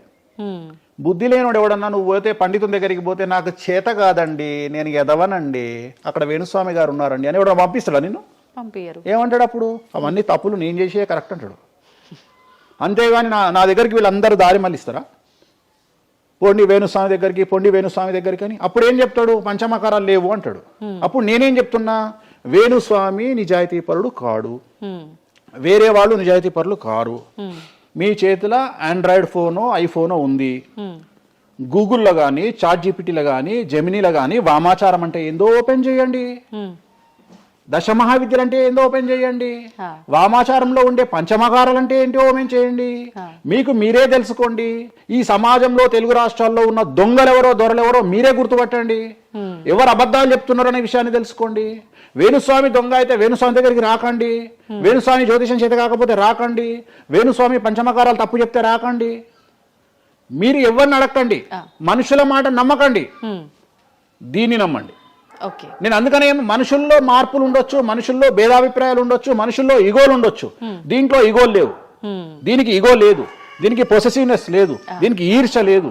మంచిగా ఓపెన్ చేయండి, వామాచారం అని కొట్టండి. వామాచారం అంటే ఏందో చూపిస్తుంది, పంచమకారాలు అంటే ఏందో చూపిస్తుంది, దశమహావిద్యలు అంటే ఏందో చూపిస్తుంది, కామాఖ్య దేవాలయం అంటే ఏందో చూపిస్తుంది. సో పంచమకారాల్లో ఏమేమి ఉంటాయో అదే చూపిస్తుంది. సో పంచమకారాలలో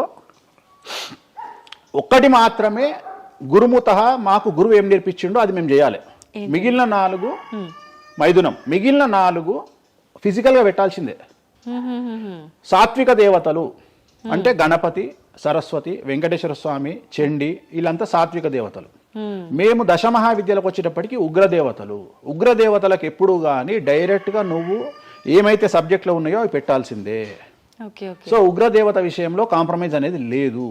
ఉగ్రదేవతలకు నువ్వు ఖచ్చితంగా సాటిస్ఫై చేయాల్సిందే. నాకు అర్థం కాని విషయం ఏంటంటే తెలంగాణలో ఆషాఢ మాసంలో బోనాల విషయంలో జరిగే తంతునే నేను కొత్తగా చేస్తలేను, అదే తంతు నేను చేస్తున్నా. మీకు అక్కడ లేని సమస్య ఇక్కడ ఎందుకు వస్తుంది నాకు అర్థమైతలేదు. కానీ అక్కడ బలి అండ్ పానకం, కళ్ళు ఈ 2 సాకపోయటం మాత్రమే ఉన్నాయి, పంచమకారాలు ఏం లేవు కదా. మత్స్యం అంటే ఏంది? చేపతో ఏం కుంపలు మునిగినాయి? కానీ మీరు అన్నట్టుగా చూస్తే ఇక్కడ పంచమకారము, ఇక్కడ మాత్రం పంచమకారం కాదు కాబట్టి విమర్శిస్తున్నారేమో. అవునమ్మా, ఇప్పుడు ముద్ర అనేది అది ముద్ర తంతే కదా, క్రియనే కదా. తంత్ర మార్గంలో ముద్ర అనేది ఒక వ్యవస్థ. మత్స్యము అంటే చేపనే కదా. నువ్వు కొత్తగా పెట్టేది ఏముందాడా? మటను, మద్యము, మత్స్యము, ఇంకొకటి ఎక్కువ వస్తుంది నీకు, అంతే. అంతే కదా నువ్వు పెట్టేది. కానీ అది కూడా ప్రాంతాన్ని బట్టి చేయాల్సిన విధానము. దాన్ని తీసుకొచ్చి ఇక్కడ మాట్లాడేది ఏంది, ఎందుకు మాట్లాడాలి అని అంటున్నారు కదా. సో ఇప్పుడు ఒక ప్రాంతానికే దేవత పరిమితం అయితే అట్లా అని కాదు, కొంతమంది ప్రాంతానికి పరిమితమై ఉంటారు, కొంతమంది గ్రామానికి పరిమితమై ఉంటారు, అలా ఉంటూ ఉంటారు కదా. మరి అక్కడ కామాఖ్య దగ్గరే చేయాలి, కామాఖ్య దగ్గరే మాట్లాడాలి, ఆ పూజలు తీసుకొచ్చి ఇక్కడ చేయడం ఎందుకు? ఇక్కడ నేనేం చేయలేదే అనే వాళ్ళు ఉన్నారు. అవునమ్మా, అదే చెప్తున్నా. వాళ్ళు ఎందుకు అంటున్నారు అంటే వాళ్ళకి పోతుంది కదా, వాళ్ళ కూడు దగ్గర, నోటి దగ్గర కూడు పోతుంది కదా, మస్తుగా మాట్లాడతారు. ఇది ఏమైతుంది, నేను ఒక లాజిక్ చెప్తా. ఇప్పుడు నీకు ఒక షాపు నడుస్తుంది, బుక్ స్టాల్ అంటే, ఎదురుగా ఇంకో బుక్ స్టాల్ పెట్టినప్పుడు ఆటోమేటిక్గా వీడు దెబ్బతింటాడు. నేను ఒక కొత్త మార్గం ఎంచుకున్నా. ఈ కొత్త మార్గం ఎంచుకోవడానికి దమ్ము ధైర్యం కావాలి. నా వేలో నేను వెళ్తున్నా. నన్ను విమర్శించడానికి చాలా మంది వస్తారు. కారణం ఏంటి అంటే వేణుస్వామి ఒక్కడే. కానీ 99 మంది పాజిటివ్ దక్షిణాచారంలో వెళ్తే వేణుస్వామి ఒక్కడే వామాచారంలో వెళ్తున్నాడు. వీళ్ళకి నేను అందరికీ కాంపిటీటర్గా వీళ్ళు భావిస్తున్నారు. నేనేమంటున్నా అంటే సార్ నీకు నేను కాంపిటీటరే కాదు, ఎందుకంటే మీరందరూ సౌందర్య, మన ఆమె పేరు ఇంకో సాయి, ఏమో హీరోయిన్ పేరు ఏదో ఉంటుంది కదా, సాయి పల్లవి. సో మీరంతా సాయి పల్లవి, సౌందర్య టైపు, నేను సన్నీ లియోన్ టైపు. నన్ను వదిలేయండి, నన్ను వదిలేయండి. నాకు మీకు కాంపిటీషన్ లేదు. నేను బికినీ మీద తిరుగుతా. నేను అన్ని వదిలేసుకున్నా. నా మొలదారం కూడా తీసి పక్కకు పెట్టిన. అంటే నాకు బట్టలు ఇప్పే అవకాశం మీకు ఇయ్యట్లా. మొత్తం ఇప్పేసుకున్నా నేను ఆల్రెడీ. మీరు ఇప్పుదామంటే ఏం లేవు నా దగ్గర. చివరికి నా అండర్వేర్తో సహా, నా మొలదారంతో సహా ఇప్పుకున్నా. ఇంకేం లేవు మీరు ఇప్పడానికి. సో మీ పని మీరు చేసుకోండి. మీరు సాత్విక దేవతలను ఆరాధించుకోండి, మీరు ఏం చేసుకోండి. వీళ్ళదంతా ఏ కాన్సెప్ట్ అంటే, సువర్ణ పుష్పార్థం అక్షదాం సమర్పయామి అంటే, సువర్ణ పుష్పం అనుకొని అక్షతలేనైనా మీరు అదే బ్యాచ్. మందు అనుకొని మటన్ అయినా, మాంసం అనుకొని మటన్ అయినా, మందు అనుకొని స్కాచ్ పోయినైనా, నాది ఆ బ్యాచ్. నా బ్యాచ్ నాదే. నేను జెన్యూన్గా ఏం కావాలనో అమ్మవారికి అదే ఇస్తా. చాలామంది శాస్త్రంలో వారాహి అమ్మవారికి ఎరుపు రంగు అన్నము నైవేద్యంగా పెట్టమని చెప్పారు.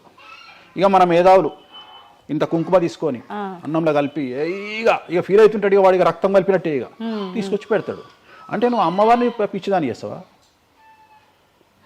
శాస్త్రం ఏం చెప్పింది, నువ్వేం చేస్తున్నావు అంటే చెక్ చేసుకోమని చెప్పు. ఇవి చేత కాదు ఎవరికి. శాస్త్రం ఏం చెప్పింది, వారాహి అమ్మవారికి ఎరుపు రంగులో అన్నం పెట్టమని చెప్పింది. నువ్వేం చేస్తున్నావు, అమ్మవారిని మోసం చేసి కుంకుమతో అన్నం పెడుతున్నావు. ఆ కుంకుమ కూడా ఒరిజినల్ కాదు, డూప్లికేట్ కుంకుమ. సో అక్కడ ఏం పెట్టాలో నాకు తెలుసు. నువ్వు వాటి పెడతలేవు. అమ్మవారిని నిన్నెందుకురా అనుగ్రహిస్తుంది?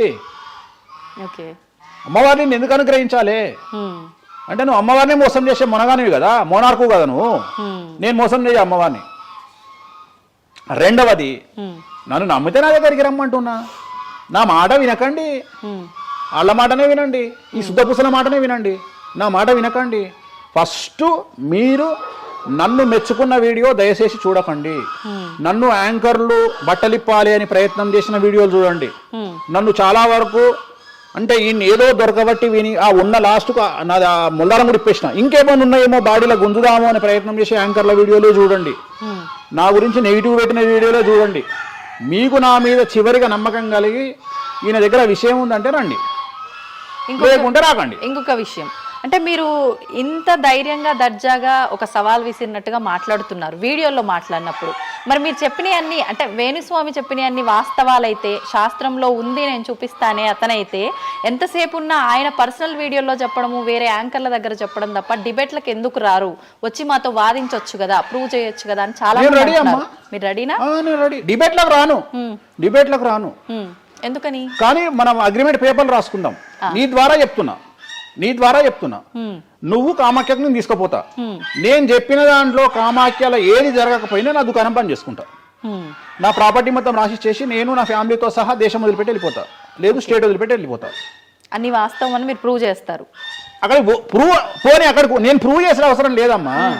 నీకే 1,00,000 రూపాయలు ఇస్తా, పోయి చూసుకొని రాదు కెమెరాలో. ఓకే, ఎందుకు దీనికి ఎందుకు డిబేట్ ఎందుకు? నువ్వే పోయిరా, నీకు నేను డబ్బులు ఇస్తా, 1,00,000 రూపాయలు ఇస్తా, పోయిరా. ఓకే, పోయిరా, పోయేసి అక్కడ ఏమేమి జరుగుతుంది, ఏమేమి పూజలు చేస్తారో నువ్వే చెప్పు. ఇప్పుడు కామాఖ్యలో కూడా అమ్మవారి గర్భగుడి లోపల దాకా ఈ పంచమకార వ్యవహారం కానివ్వండి, బలి సాంప్రదాయం, ఆ బలికి సంబంధించిన విధానం కానీ లోపలికి లేదు, అది కూడా ఏదున్నా మెయిన్ గుమ్మం బయటే అని అంటున్నారు. అది సో ఇది అంతా నీకు ఎప్పుడు రైట్స్ వస్తాయి అంటే చూసినప్పుడు మాట్లాడడానికి వస్తాయి. నువ్వు ఎవరో చెప్పిన దాన్ని నన్ను కార్నర్ చేయడానికి అడిగితే పనికిరావు. నేను అనే పాయింట్ ఏంటంటే ఇవన్నీ షో చేయడానికి పనిచేయనటువంటి వ్యవస్థ, అంటే ఇవన్నీ నేను వీడియో రూపంలో మీ ముందుకు తీసుకురాలనేటువంటి వ్యవస్థ. సో దీనికోసము నువ్వు వాళ్ళ కోణంలో నన్ను ప్రశ్న అడిగినావు అనుకో, నేనేమంటున్నా అంటే నా కోణంలో అడిగిపిస్తా, వచ్చి చూడు. నా కోణంలో నువ్వు ఎప్పుడు అడుగుతావు? నాతో పాటు వచ్చినప్పుడు అడుగుతావు. నువ్వు నాతో పాటు చూడకపోతే నువ్వెట్లా అడుగుతావు? అట్లనంట ఇట్లనంట. ఇప్పుడు నార్త్ ఇండియా వాడు ఉన్నాడు, నేపాల్లో ఉంటాడు, వానికి వెంకటేశ్వర స్వామి విగ్రహం ఏందో తెలియదు. సపోజ్ వానికి ఎవరో చెప్పిండు ఎల్లిగాడు వెంకటేశ్వర స్వామి కాదు ఆడ అమ్మవారు ఉన్నదని, వాడు కూడా నువ్వు అడిగినట్టే అక్కడ లోకల్ యాంకర్ అడుగుతుంది, ఆడ వెంకటేశ్వర స్వామి కాదట అమ్మవారు ఉన్నదట కదా అంటాడు. నువ్వు చూస్తే అరే పిచ్చినయాలా, అరే ఎదవనయాలా, ఆడున్నది వెంకటేశ్వర స్వామిరా, దేవుడురా అని చెప్తావు. అవునా? నువ్వు ఆ కామాఖ్య అమ్మ వాడిని చూస్తానని ఇట్లా అడగకపోతుంటే నువ్వేమడుగుతుంటే నీ వర్షన్ మారుతున్నాయి, వేణుస్వామి గారు మిమ్మల్ని ఎందుకు టార్గెట్ చేస్తున్నారండి ఈ ఎదవలు అని అడిగే విధానం మారుతుంది. నువ్వు చూడకపోతే నీకు ఎక్కడ అడుగుతావు? నీ ఆలోచన విధానం ఏంటంటే ఈయన ఏమన్నా ఇరుకున పెడదామా అనే ఆలోచనే తప్ప, అరే ఈయన మరి నేను చూడలేదు కదా, నాకు రైట్సే లేవే అని నువ్వు అనుకుంటలేవు. నీకు రైట్స్ ఎక్కడ ఉన్నాయమ్మా అడగడానికి? నన్ను అడగడానికి నీకు రైట్సే లేవు. అంటే మీరు అన్నట్టు నేను అక్కడికి వచ్చి చూస్తే అక్కడ జరిగేది చూస్తా, అది మాత్రం శాస్త్ర ప్రకారంగా జరుగుతుందో లేదో నేను చూడలేను కదా. అంటే దీన్ని బట్టి ఉద్దేశం ఏంటి అంటే ఒక దేవాలయంలో కూడా శాస్త్ర ప్రామాణికంగా జరగదు. కామాఖ్యలో తెలుగు వాళ్ళు మాట్లాడుకునే పండితులు మాట్లాడుకునేవే నిజాలు. ఇప్పుడు నువ్వు అనేది అదే కదా, అంటే అది ప్రాంతీయం ప్రకారంగా జరుగుతుంది. అది మరి ఏదైనా ప్రాంతీయమే జరుగుతుందమ్మా, ఏదైనా ప్రాంతీయమే జరుగుతుంది, ఏదైనా ప్రాంతీయమే జరుగుతుంది. గోవాల కసినో ఆడితే తప్పు లేదు, తెలంగాణలో కసినో ఆడితే తప్పు. దాన్నే దేశకాలమాన పరిస్థితులు అంటారు. తిరుపతి వెంకటేశ్వర స్వామికి తిరుపావడ సేవ చేస్తారు, మరి ఎందుకో లోకల్ టెంపుల్ ఎందుకు తిరుపావడ సేవ చేస్తలేరు? తిరుపతి వెంకటేశ్వర స్వామి వారికి పునుగుపిల్లి తైలం పెడతారు, మరి అట్లనే ఇప్పుడు రేపటి నుండి రామాలయంలో పునుగుపిల్లి తైలం పెట్టి నువ్వు వచ్చి నువ్వు స్టార్ట్ చేయమ్మా. మన తెలుగు రాష్ట్రాలలో నువ్వు ప్రాంతీయత గురించి మాట్లాడుతున్నావు కదా, అంటే ఒక్కొక్క దానికి ఒక్కొక్క కట్టుబాట్లు ఉంటాయి. అవునమ్మా, నీకు కావాల్సింది అల్టిమేట్ గా ఏంది? నీకు డబ్బు కావాలి, నువ్వు కోరుకున్న కోరికలు తీరాలి, అంతే కదా. నువ్వు కోరుకున్న కోరికలు తీరాలి. ఎంతమంది ఎకనామికల్ అఫెన్స్ చేస్తలేరు భారతదేశంలో? టీచర్ దగ్గర నుండి మొదలుకుంటే ప్రతి ఒక్క నువ్వు 1,00,000 రూపాయలు లోన్ తీసుకొని కట్టకపోతే నీ ఇంటి ముందరకు వస్తారు. 20,000 కోట్లు తీసుకున్నాడు దొబ్బేస్తే వాని సంఖ కూడా ఎవడు పట్టుకోడు. ఇవి కదా మనం మాట్లాడుకోవాలి. ఇవి చేతగావు. వేణుస్వామి కామాఖ్య నుండి అమ్మవారిని తెచ్చి హైదరాబాద్లో పెట్టిండు అంటే నేను అనే పాయింట్ ఏంటంటే ఇదే చెప్తున్నా. ఇప్పుడు విమర్శించడానికి బట్టలిప్పడానికి చేసే ప్రయత్నము, నువ్వు సబ్జెక్ట్ గురించి ఆలోచించి వామాచారం అంటే ఏంది, దీనివల్ల లాభం ఏంది, ఇది కదా అడగాల్సిన ప్రశ్నలు. కానీ ఏం చేస్తున్నావు? నీ దగ్గరకు వచ్చే వరకు సాధ్యమైనంత వరకు అసలు కామాఖ్యలో ఇష్టమే లేదట కదా. ఒకవేళ నిన్ను నిరూపిద్దామని నేను విశ్వ ప్రయత్నం చేస్తే చివరికి నువ్వేం మాట్లాడతావు? అది అక్కడ లోకల్ అట కదా. అవును లోకలే, అది లోకలే. ప్రతి ప్రాంతానికి ఆచారం ఉంటుంది. మరి సంక్రాంతి అనే పండుగ ఆంధ్ర వారిది కదా, తెలంగాణలో లేదు కదా. మరి తెలంగాణ రేపటి నుండి వేస్తే జనవరిలో తోలు తీద్దాం ఒకనొకంది చెప్పు, మరి చేద్దాం. పతంగులు ఎగిరేసుడు తెలంగాణ ప్రాంతం కదా, ఆంధ్రాలో కూడా నేస్తే తందాం ఈసారి చెప్పు, మరి నువ్వే చెప్పు. ఎందుకు బ్రిటిష్ వాళ్ళు అలవాటు చేసిన న్యూ ఇయర్ ని మనం జరుపుకోవట్లేదా?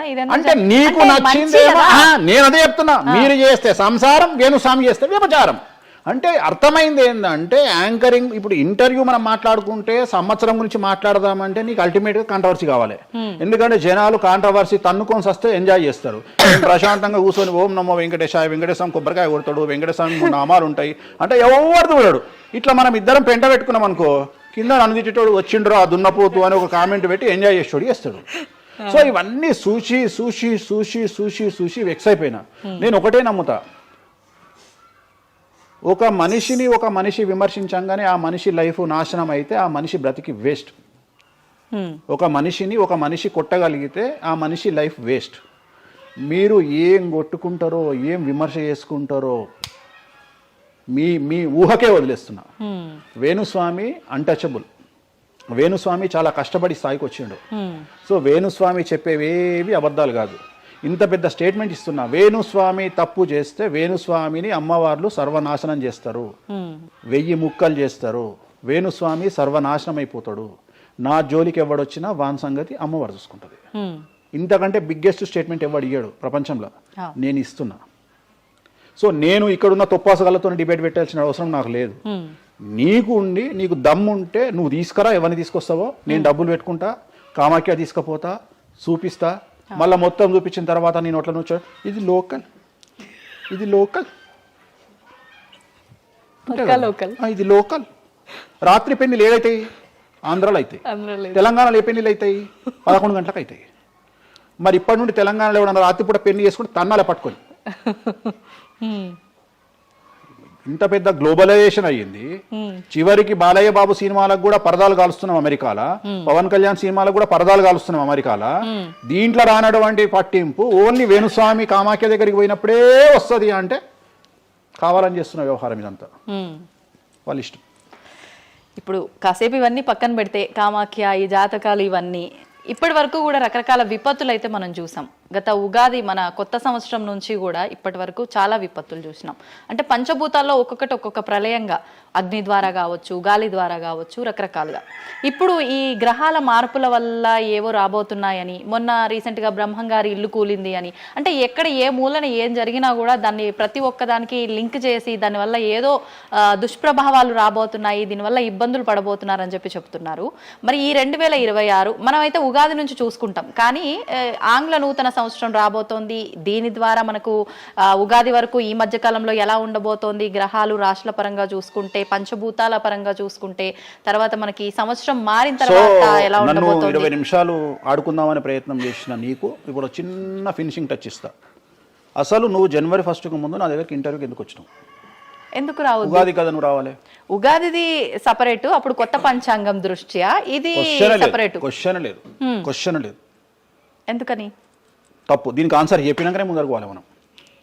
ఉగాది 2026 మార్చి 19 నాడు శ్రీ పరాభవన సంవత్సరం వస్తుంది. దానికి కదా మనం పంచాంగం తీసుకోవాలి. నేను ఎందుకు ముందుగా వచ్చానంటే నేను దానికి ఆన్సర్ చెప్తా. మీరు ఎట్లాగో బిజీ పూజల్లో, మళ్ళీ నాకు అవకాశం దొరుకుతుందో లేదో తెలియదు. కాదు కాంపిటీషన్ జీవితములో నిన్ను నువ్వు నిలబెట్టుకోవడానికి కొత్తదనాన్ని ఎంచుకొని నిన్ను నమ్ముకున్నటువంటి ఓనర్కు నీ పూర్తి కర్త కర్మ క్రియ నీ రిజల్ట్ను ఇవ్వడానికి నువ్వు చేస్తున్నటువంటి ఒక ప్రయత్నం, నిన్ను నువ్వు జనాల్లో కొత్తగా ప్రొజెక్ట్ చేసుకోవడానికి చేస్తున్నటువంటి ప్రయత్నం.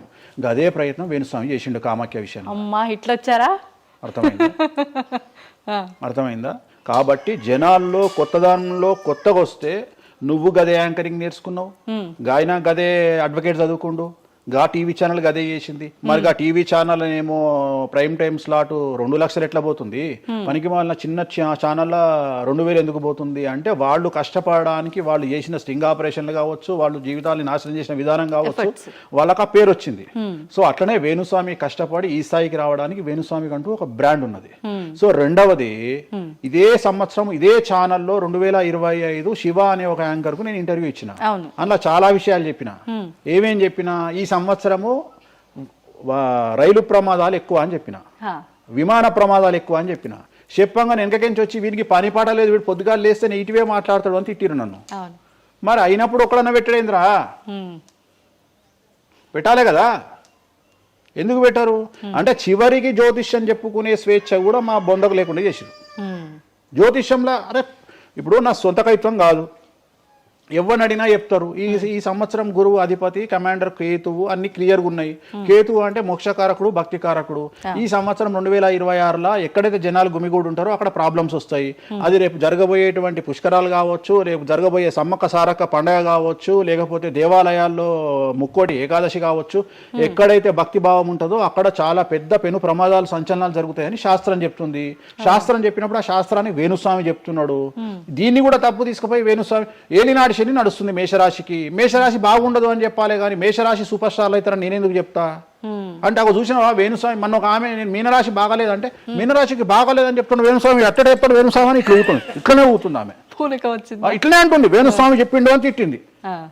నువ్వు నమ్మవమ్మా, ఆమె అమెరికా నుండి పంచుప్రభాకర్ అని ఒక ఆయన ఉంటాడు, ఆయన తిట్టిండమ్మా ఆ బూతులు భగవంతా నేనైతే తెల్లారి చచ్చిపోతుండే.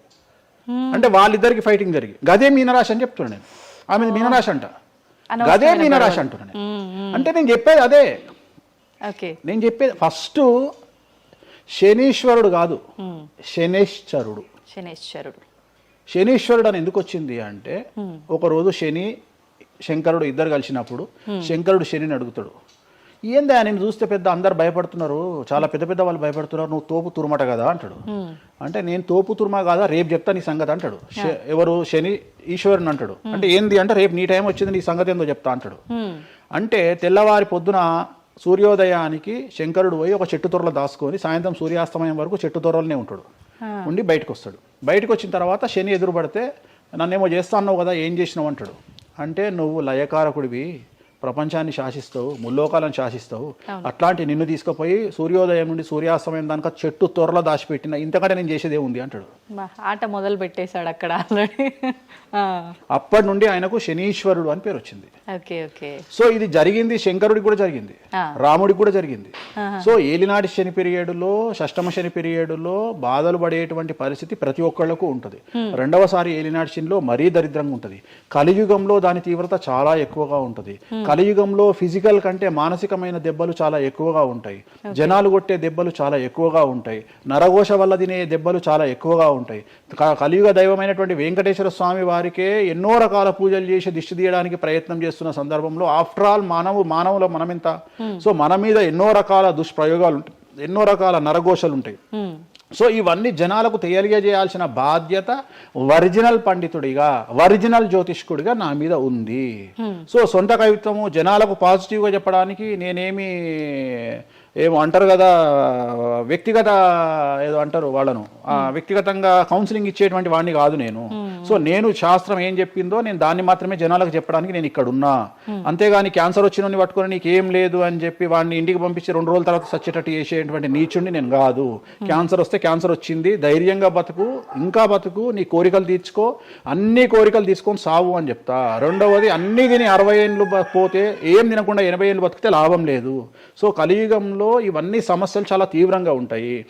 భార్యాభర్త కారులో పోతే పక్కింటోడు ఏడిస్తాడు, మంచి కారు కొనుక్కుంటే ఏడిస్తాడు, ఒక పిల్లగాడు మంచి ఉత్తీర్ణత శాతంలో పాస్ అయితే ఏడిస్తారు, మంచి ఉద్యోగం వస్తే ఏడిస్తారు, ఒక పొలిటికల్ బాగుంటే చస్తాడు, ఒక యాంకర్కు డబ్బులు వస్తే చస్తాడు. సో ప్రతి దగ్గర ఏడుపు ఏడుపు ఏడుపు, జలసు అనేటువంటిది రాజ్యమేలుతున్నటువంటి సందర్భంలో తెలుగు రాష్ట్రాలలో అది పీక్ స్థాయిలో ఉండేటువంటి పరిస్థితులలో నిజాలు చెప్పి జనాలని భయానికి దూరంగా ఉంచాల్సినటువంటి బాధ్యత నాది, జరగబోయే నష్టం నుండి కాపాడాల్సినటువంటి బాధ్యత నాది అని ఇంతమంది రాళ్ళేసినా, ఇంత చెండాల పనులు చేసినా, వ్యక్తిగతంగా నన్ను విమర్శలు చేసినా నేను ఎవరిని వ్యక్తిగతంగా విమర్శించడం లేదు. ఎందుకంటే ప్రతి ఒక్కడి ముడి కింద ఖచ్చితంగా సమస్యలు ఉంటాయి. ఈ శుద్ధపూస ఎవడూ కాదు. నాకంటూ నెల రోజులు పక్కకు తీస్తే ఒక్కొక్కటి జాతకాలు చెప్పగలుగుతా అందరివి. నేను వాటి జోలికి బోదలుచుకోవట్లేదు. శాస్త్రం ఏం చెప్పిందో శాస్త్ర ప్రామాణికంగా నేను జనాలకు తెలియజేయాలని కోరుకుంటున్నా. సో లాస్ట్ ఇయర్ ఎట్లా జరుగుతుందో 2025లో అనుభవించిన కష్టం కంటే 2026 ఎక్కువ, 2026 కంటే 27 ఎక్కువ, 27 కంటే 28 ఎక్కువ. 2025 నుండి 28 వరకు సమాజంలో ప్రకృతిలో జరిగే సంఘటనల తీవ్రత చాలా ఎక్కువగా ఉండబోతా ఉంది. ప్రకృతి పరంగా, సామాజికంగా, అగ్ని ప్రమాదాల పరంగా, వాహన ప్రయాణాల ప్రమాదం, చాలా రకాల సమస్యలు ఈ సంవత్సరం ఉండబోతున్నాయి. ఓకే. రాశుల పరంగా ఎలా ఉంటుందండి? సో ఈ సంవత్సరము ఫస్ట్ రాశుల కంటే ముందు మనం మాట్లాడుకోవాల్సింది ఏంటి అంటే, ఈ సంవత్సరము రైలు ప్రమాదాలు, అగ్ని ప్రమాదాలు, వాహన ప్రమాదాలు, అలాగే జన సమీకరణలు ఉన్న చోట, భక్తులు గుమిగూడే చోట, జన సాంద్రత ఉన్న చోట, అది సినిమా థియేటర్లు అవ్వచ్చు, భక్తికి సంబంధించిన ఏరియా అవ్వచ్చు, సో మార్కెట్లు అవ్వచ్చు, మాల్స్ అవ్వచ్చు, వాటిల్లో పెను సంచలనాలు ఈ సంవత్సరం జరిగే అవకాశాలు ఉన్నాయి. ఆర్థిక నష్టము అంటే ఆస్తి నష్టము, జన నష్టము ఉండేటువంటి అవకాశాలు ఉన్నాయి.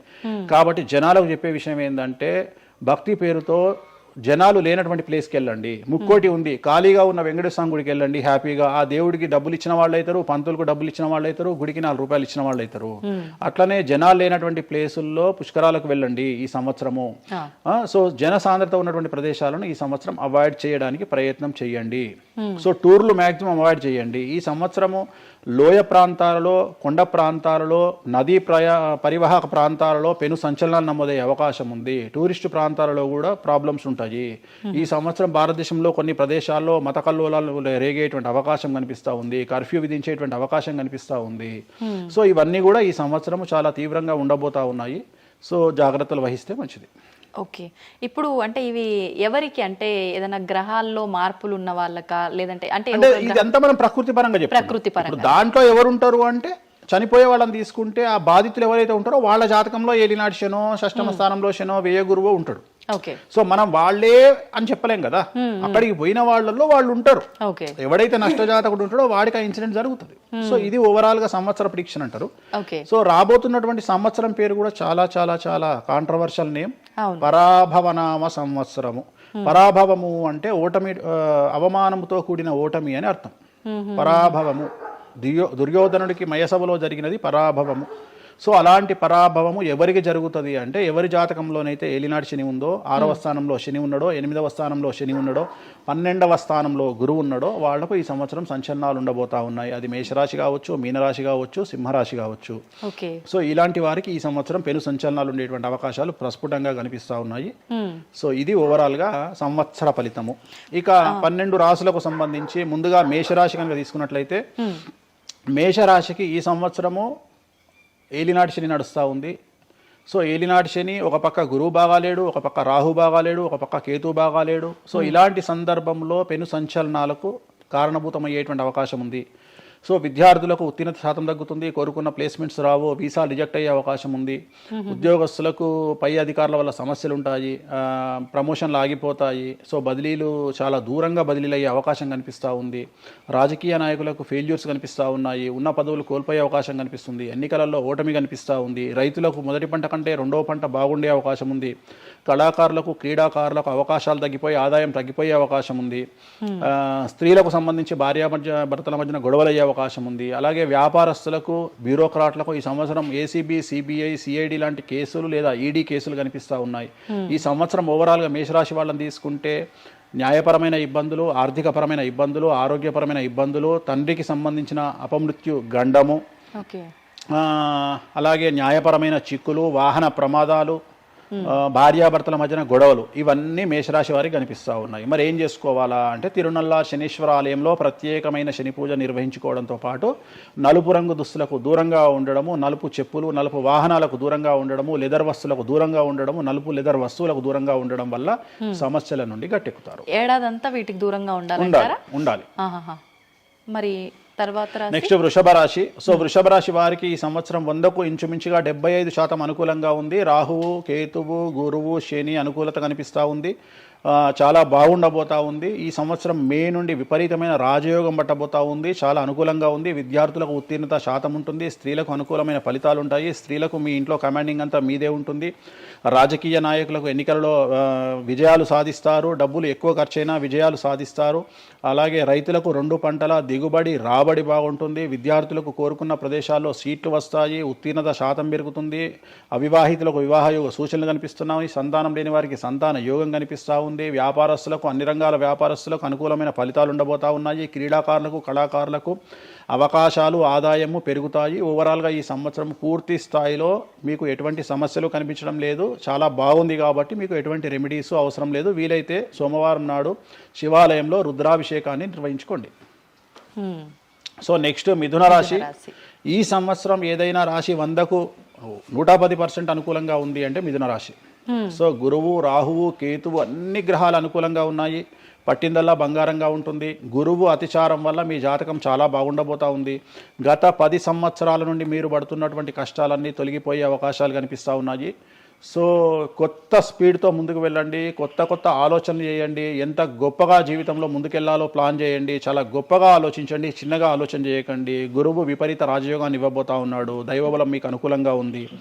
గురుబలం మీకు అనుకూలంగా ఉంది. శనిబలం మీకు అనుకూలంగా ఉంది. కాబట్టి కొత్త వ్యాపారాలు ప్రారంభించండి. విపరీతమైనటువంటి చాలా గొప్పగా కలలు కనండి. ఆ కళలను సాకారం చేసుకునే దిశగా ప్రయాణం చేయండి. విద్యార్థులకు అనుకూలంగా ఉంది. ఉద్యోగస్తులకు అనుకూలంగా ఉంది. వ్యాపారస్తులకు అనుకూలంగా ఉంది. రైతులకు 2 పంటలు అనుకూలంగా ఉంది.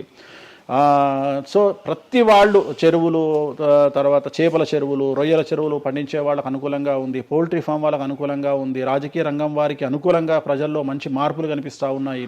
స్త్రీలకు మీదే కమాండింగ్గా ఉంటుంది. కుటుంబంలో మీరు ఏం చెప్తే అది జరిగేటువంటి అవకాశాలు కనిపిస్తూ ఉన్నాయి. సో మిథున రాశి వారికి పూర్తి స్థాయిలో అనుకూలంగా ఉంది. ఎటువంటి రెమెడీస్, ఎటువంటి పూజలు అవసరం లేదు. అద్భుతం అయితే వీళ్ళది.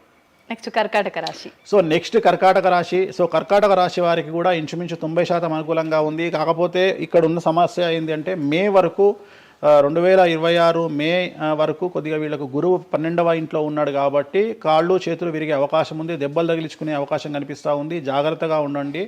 సాధ్యమైనంత వరకు yellow colour, lemon yellow colour దుస్తులు ధరించే ప్రయత్నం చేయండి. చాలా అనుకూలంగా ఉండబోతూ ఉంది. రాజకీయ రంగంలో ఉండే వాళ్లకు విపరీతమైనటువంటి విజయాలు సిద్ధిస్తాయి. జనాల్లో అనుకూలమైన వాతావరణం ఉంటుంది. వ్యాపారస్తులకు విశేషించి అనుకూలంగా ఉంటుంది. విద్యార్థులకు అనుకూలంగా ఉంటుంది. అలాగే రైతులకు అనుకూలంగా ఉంటుంది. కళాకారులకు, క్రీడాకారులకు మరీ అనుకూలంగా ఉంటుంది. కాకపోతే ఓవరాల్గా కర్కాటక రాశి వారికి ఈ సంవత్సరం కొద్దిగా శత్రువుల యొక్క బెడద ఒక 10% కనిపిస్తూ ఉంది. కానీ శత్రువులను పట్టించుకోకండి. శని బలం వల్ల వాళ్ళు ఎంత ప్రయత్నాలు చేసినా, రాహు బలం వల్ల వాళ్ళు ఎంత ప్రయత్నాలు చేసినా మిమ్మల్ని ఎవరు ఏమీ చేయలేరు. సో మీరు చేయాల్సింది ప్రతి గురువారం నాడు లెమన్ ఎల్లో దుస్తులు ధరించే ప్రయత్నం చేయండి. అలాగే శ్రీకాళహస్తిలో గురు దక్షిణామూర్తి వద్ద గురువారం నాడు గురుహోరలో గురువుకు అంటే దక్షిణామూర్తికి అష్టోత్తర పూజ చేయించుకోండి. అలాగే పసుపు రంగు పువ్వు ఏదైనా ఉంటే అక్కడ నుండి తెచ్చుకొని ఇంట్లో పెట్టుకోండి. మీకు అనుకూలమైన ఫలితాలు ఉంటాయి. అంటే శని వీళ్ళకి ఫేవర్గా ఉన్నాడు, అంటే శని వీళ్ళకి చాలా ఫేవర్గా ఉన్నాడు. రాహు ఫేవర్గా ఉన్నాడు. కేతు ఫేవర్గా ఉన్నాడు. మే నుండి గురువు కూడా ఫేవర్గా ఉంటాడు. అది ఉన్న చిన్న చిన్న ఇబ్బందులకు కూడా ఏమైనా దానాలు అలాంటివి అదే మనం చెప్పిన ఎందుకు గురువు లెమన్ ఎల్లో కలర్ గురువుకు దక్షిణామూర్తి సరిపోతుంది. ఇంకా అవసరం లేదు, దానాలు అవసరం లేదు. మరి తదుపరి రాశి సో నెక్స్ట్ సింహరాశి. సింహరాశికి ఈ సంవత్సరం అష్టమ శని నడుస్తూ ఉంది. గురువు వ్యతిరేకమైన ఫలితాలు. రాహు కేతువు చాలా నెగిటివ్గా ఉన్నారు. సో ఇంచుమించుగా 4 గ్రహాలు వ్యతిరేకమైన దిశలో ఉన్నాయి. అష్టమ శని అంటే తల్లికి ఆరోగ్యపరమైన ఇబ్బందులు ఉంటాయి, మానసికమైన ఇబ్బందులు ఉంటాయి, శారీరకమైనటువంటి అనారోగ్య సమస్యలు ఉంటాయి. అలాగే ఆర్థికపరమైన ఇబ్బందులు, న్యాయపరమైన చికాకులు ఉంటాయి. జాగ్రత్తగా ఉండండి. నలుపు రంగు దుస్తులకు దూరంగా ఉండండి. విద్యార్థులకు సమస్యలు, ఉద్యోగస్తులకు సమస్యలు, వ్యాపారస్తులకు సమస్యలు, ఈడీ కేసులు, పోలీస్ కేసులు, బ్యూరోక్రాట్స్కు సిబిఐ కేసులు, రైతులకు పంటల దిగుబడిలో నష్టము, కళాకారులకు, క్రీడాకారులకు వాళ్ళ అవకాశాలను ఇతరులు దక్కించుకునేటువంటి అవకాశం కనిపిస్తూ ఉంది. స్త్రీలకు భార్యాభర్తల మధ్యన గొడవలు. సో ఓవరాల్గా సింహరాశి వారికి ఏ రంగంలో వారైనా సమస్యలు కనిపిస్తూ ఉన్నాయి. అష్టమ శని ప్రభావం కనిపిస్తూ ఉంది కాబట్టి నలుపు రంగు దుస్తులకు దూరంగా ఉండండి. తీరు నల్లార్ శనీశ్వర ఆలయంలో ప్రత్యేకమైన శని పూజను నిర్వహించుకోవడం ద్వారా సమస్యల నుండి గట్టెక్కుతారు. ఓకే. సో నెక్స్ట్ కన్యారాశి. ఈ సంవత్సరం కన్యారాశి వారికి ఇంచుమించు 75% అనుకూలంగా ఉండబోతా ఉంది. శని, అలాగే కుజుడు, రాహువు, కేతువు, గురువు అనుకూలతల వల్ల చాలా అనుకూలంగా ఉండబోతా ఉంది. ఒకే ఒక్క సమస్య ఈ సంవత్సరం ఉండేది, భార్యాభర్తల మధ్యన ఈగోలు కానీ క్లాషెస్ కానీ వచ్చే అవకాశం ఉంది. సో కాంప్రమైజ్ అవ్వడానికి ప్రయత్నించండి. భార్య దగ్గర భర్త, భర్త దగ్గర భార్య కాంప్రమైజ్ అవ్వండి. ఈగోలకు పోవద్దు, జెలస్లకు పోవద్దు. ఆర్థికపరమైన అంశాల్లో జాగ్రత్తగా ఉండండి. విద్యార్థులకు అనుకూలత కనిపిస్తూ ఉంది. రాజకీయ నాయకులకు అనుకూలత కనిపిస్తూ ఉంది. వ్యాపారస్తులకు, కళాకారులకు, క్రీడాకారులకు విశేషమైన యోగం లభించబోతూ ఉంది. న్యాయస్థానాల్లో పనిచేసే వాళ్లకు, న్యాయ సంబంధమైన వృత్తిలో ఉండే వాళ్లకు అనుకూలమైన ఫలితాలు ఉండబోతూ ఉన్నాయి. స్త్రీలకు విశేషించి అనుకూలంగా ఉండబోతూ ఉంది. సో ఈ సంవత్సరం కన్యారాశి వారికి పూర్తిగా అనుకూలమైనటువంటి ఫలితాలు కనిపిస్తూ ఉన్నాయి. వీరు చేయాల్సినటువంటి రెమెడీ, సోమవారం నాడు రుద్రాభిషేకాన్ని శివాలయంలో నిర్వహించండి. సమస్యల నుండి గట్టెక్కుతారు.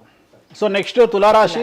తులారాశి వారికి 6వ స్థానంలో శని కనిపిస్తూ ఉన్నాడు. కాకపోతే గురువు విపరీత రాజయోగాన్ని ఇవ్వబోతా ఉన్నాడు. వీళ్ళకి గురు బలము మరియు దైవ బలం అనుకూలంగా ఉండడం వల్ల మీ జీవితాన్ని కొత్తగా ప్రొజెక్ట్ చేసుకునేటువంటి అవకాశం మీకు దేవుడు కల్పిస్తూ ఉన్నాడు. ముందుకు వెళ్ళే ప్రయత్నం చేయండి. చాలా కొత్తగా మిమ్మల్ని మీరు ఆవిష్కరించుకునే ప్రయత్నం చేయండి. మిమ్మల్ని మీరు కొత్తగా సమాజానికి చూపించుకోండి. దానివల్ల మీ ఆలోచనలు మార్చుకోండి. చాలా గొప్పగా థింక్ చేయండి. గొప్పగా కలలు కనండి. వాటిని సాకారం చేసుకోండి. గురువు అనుకూలంగా ఉన్నాడు. కాకపోతే కుటుంబంలో పెను సంచలనం జరిగే అవకాశం కనిపిస్తూ ఉంది. 6వ స్థానము భాగ్యానికి మరియు శత్రుత్వానికి కారకుడు కాబట్టి శని వల్ల సంచలనం జరిగే అవకాశం ఉంది. విద్యార్థులు, ఉద్యోగస్తులు, వ్యాపారస్తులు, కళాకారులు, క్రీడాకారులు, రైతులు, అలాగే రాజకీయ నాయకులు ఎవరైనా సరే వాళ్ళ జీవితంలో ఏదో ఒక పెను సంచలనం జరిగే అవకాశం కనిపిస్తూ ఉంది. నలుపు రంగు దుస్తులకు దూరంగా ఉండండి. తీరు నల్లార్ శనీశ్వర ఆలయంలో ప్రత్యేకమైన శని పూజ నిర్వహించడం ద్వారా సమస్యల నుండి బయటపడతారు.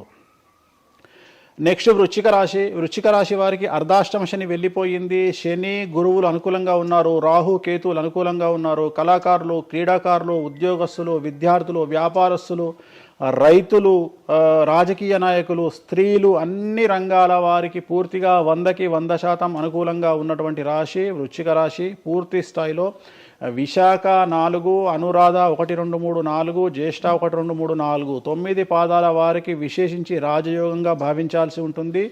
మే వరకు విపరీత రాజయోగం కనిపిస్తూ ఉంది. మే తదుపరి కూడా అనుకూలమైన ఫలితాలను పొందుతారు. కాబట్టి వీరికి ఎటువంటి రెమెడీస్, ఎటువంటి పూజలు అవసరం లేదు. చాలా గొప్పగా కళలు కనండి, మీకు ఉన్నటువంటి కళలను సాకారం చేసుకోండి, మీకు ఎటువంటి రెమెడీస్ కూడా అవసరం లేదు.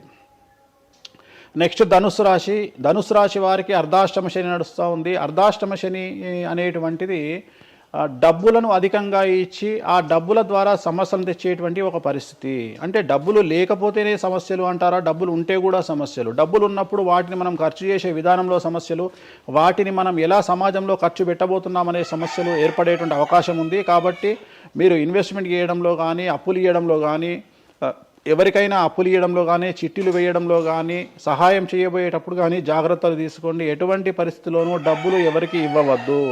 సో ధనుస్సు రాశి వారికి డబ్బు పరంగా సమస్యలు ఏర్పడే అవకాశం ఉంది. రాక డబ్బులు వచ్చినాయి కాబట్టి తీసుకెళ్ళి వేరే వాళ్ళకి ఇచ్చి మోసపోయే అవకాశాలు కనిపిస్తూ ఉన్నాయి.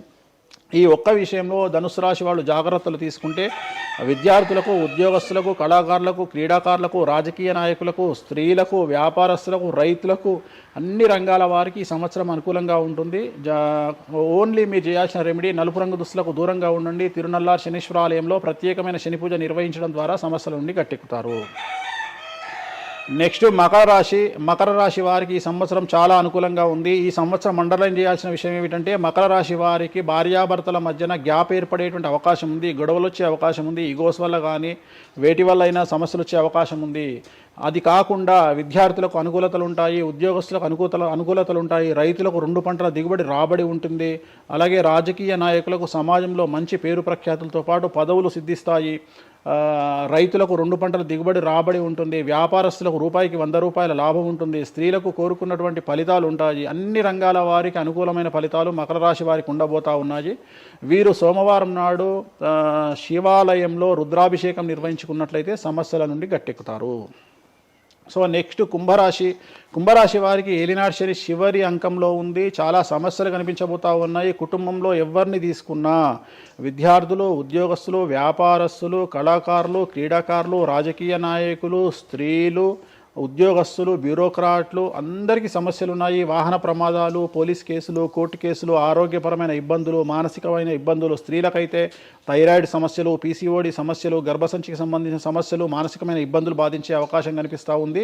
జాగ్రత్తగా ఉండండి. నలుపు రంగు దుస్తులకు దూరంగా ఉండండి. శనివార నియమాన్ని పాటించండి. సప్త శనివార వ్రతాన్ని పాటించండి. సప్త శనివార వ్రతం అంటే శనివారం నాడు శ్రీ వెంకటేశ్వర స్వామి వారికి సంబంధించినటువంటి వ్రతము. ఇది పుస్తకం మీకు మార్కెట్లో దొరుకుతుంది. తీసుకొచ్చుకొని 7 వారాల పాటు 7 శనివారాల పాటు చేయండి. సమస్యల నుండి గట్టెక్కుతారు. ఇక చివరిది లాస్ట్ది అనేటువంటిది మీనరాశి వారికి ఈ సంవత్సరం జన్మశని నడుస్తూ ఉంది. జన్మశని చాలా డేంజరస్గా ఉండబోతూ ఉంది. ఏ రంగంలో ఉండే వారికైనా ఈ సంవత్సరం సమస్యలు తప్పవు. ఆర్థికంగా, సామాజికంగా, న్యాయపరంగా, ఆరోగ్యపరంగా, వాహన ప్రమాదాలు అవ్వచ్చు, ఆర్థికపరమైన నష్టాలు అవ్వచ్చు, పోలీస్ కేసులు అవ్వచ్చు, ఇంట్లో తల్లిదండ్రులు ఒకళ్లకు ప్రాణగండాలు అవ్వచ్చు, భార్యాభర్తల మధ్యన గొడవలు అవ్వచ్చు. మరీ ముఖ్యంగా ఈ సంవత్సరం మీనరాశి జాతకులు ఉండేటువంటి ఇళ్లలో మగవాళ్లకు సంపాదన లేకుండా ఖాళీగా ఉండడం వల్ల ఆడవాళ్లు మాత్రమే సంపాదించి, ఆడవాళ్ల ఉద్యోగంతో డబ్బులు సంపాదించి, ఆడవాళ్ల అంటే భార్యల మీదనో, ఆడవాళ్ల కూతుళ్ళ మీదనో, తల్లి మీదనో బ్రతికేటువంటి పరిస్థితి మగవాళ్లకు ఉండే అవకాశం ఉంది. కాబట్టి ఈగోలను చంపుకోండి. సో ఆడవారి మీద బ్రతకడానికి సిద్ధపడండి, కష్టపడండి, మానసికంగా సంసిద్ధులుగా ఉండండి. అంటే అలాంటి ఒక కండిషన్ ఈ సంవత్సరం ఉండబోతా ఉంది. ఈ ఒక్క సంవత్సరాన్ని కనుక మీరు దాటగలిగితే మీ జీవితంలో మంచి మంచి మంచి పొజిషన్లకు వెళ్తారు. సో నలుపు రంగు దుస్తులకు దూరంగా ఉండండి. రాత్రిపూట ప్రయాణాలు చేయకండి. వాహన ప్రమాదాలు జరిగే అవకాశం కనిపిస్తూ ఉంది. జన సమూహం ఉన్నటువంటి ప్రాంతాలకు వెళ్ళకండి. సో జాగ్రత్తలు తీసుకోండి. నలుపు రంగు దుస్తులకు దూరంగా ఉండండి. తిరునల్లార్ శనీశ్వర ఆలయంలో ప్రత్యేకమైన శని పూజ నిర్వహించడం ద్వారా సమస్యల నుండి బయటపడతారు. ఇప్పుడు ఈ రాశి ఫలాల్ని ఈ మధ్యకాలంలో చాలా మంది ఫాలో అవుతున్నారండి. ఇది అక్షరం అంటే పేరులో మొదటి అక్షరాన్ని బట్టి ఫాలో అవ్వాలా, లేదంటే డేట్ ఆఫ్ బర్త్ బట్టి వచ్చే రాశిని ఫాలో అవ్వాలా? ఇది పేరులో దాని సంబంధం లేదు. డేట్ ఆఫ్ బర్త్ ప్రకారం చూసుకోవాలి. రెండోది ఇది గోచారం, గ్రహచారం వేరు, గోచారం వేరు. ఇది జస్ట్ గోచారం ప్రకారం ఎలాగైతే మనము సౌరమానం ప్రకారము మనం చూసుకుంటామో అలా ఇది ఓన్లీ చాంద్రమానం ప్రకారము మీ నక్షత్రం ప్రకారం చూసుకోవాల్సిందే. మళ్ళీ వ్యక్తిగతమైన జాతకం వేరు. అంటే ఒక 3-4 రాశులు మినహాయించి అన్ని రాశుల వారికి కొంచెం ఇబ్బందికర పరిస్థితులే ఉన్నాయి. దానికి మీరు చెప్పిన రెమెడీస్ చేసుకుంటే సరిపోతుంది. ధన్యవాదాలండి, చాలా చక్కగా వివరించారు. ఓం నమో వెంకటేశాయ.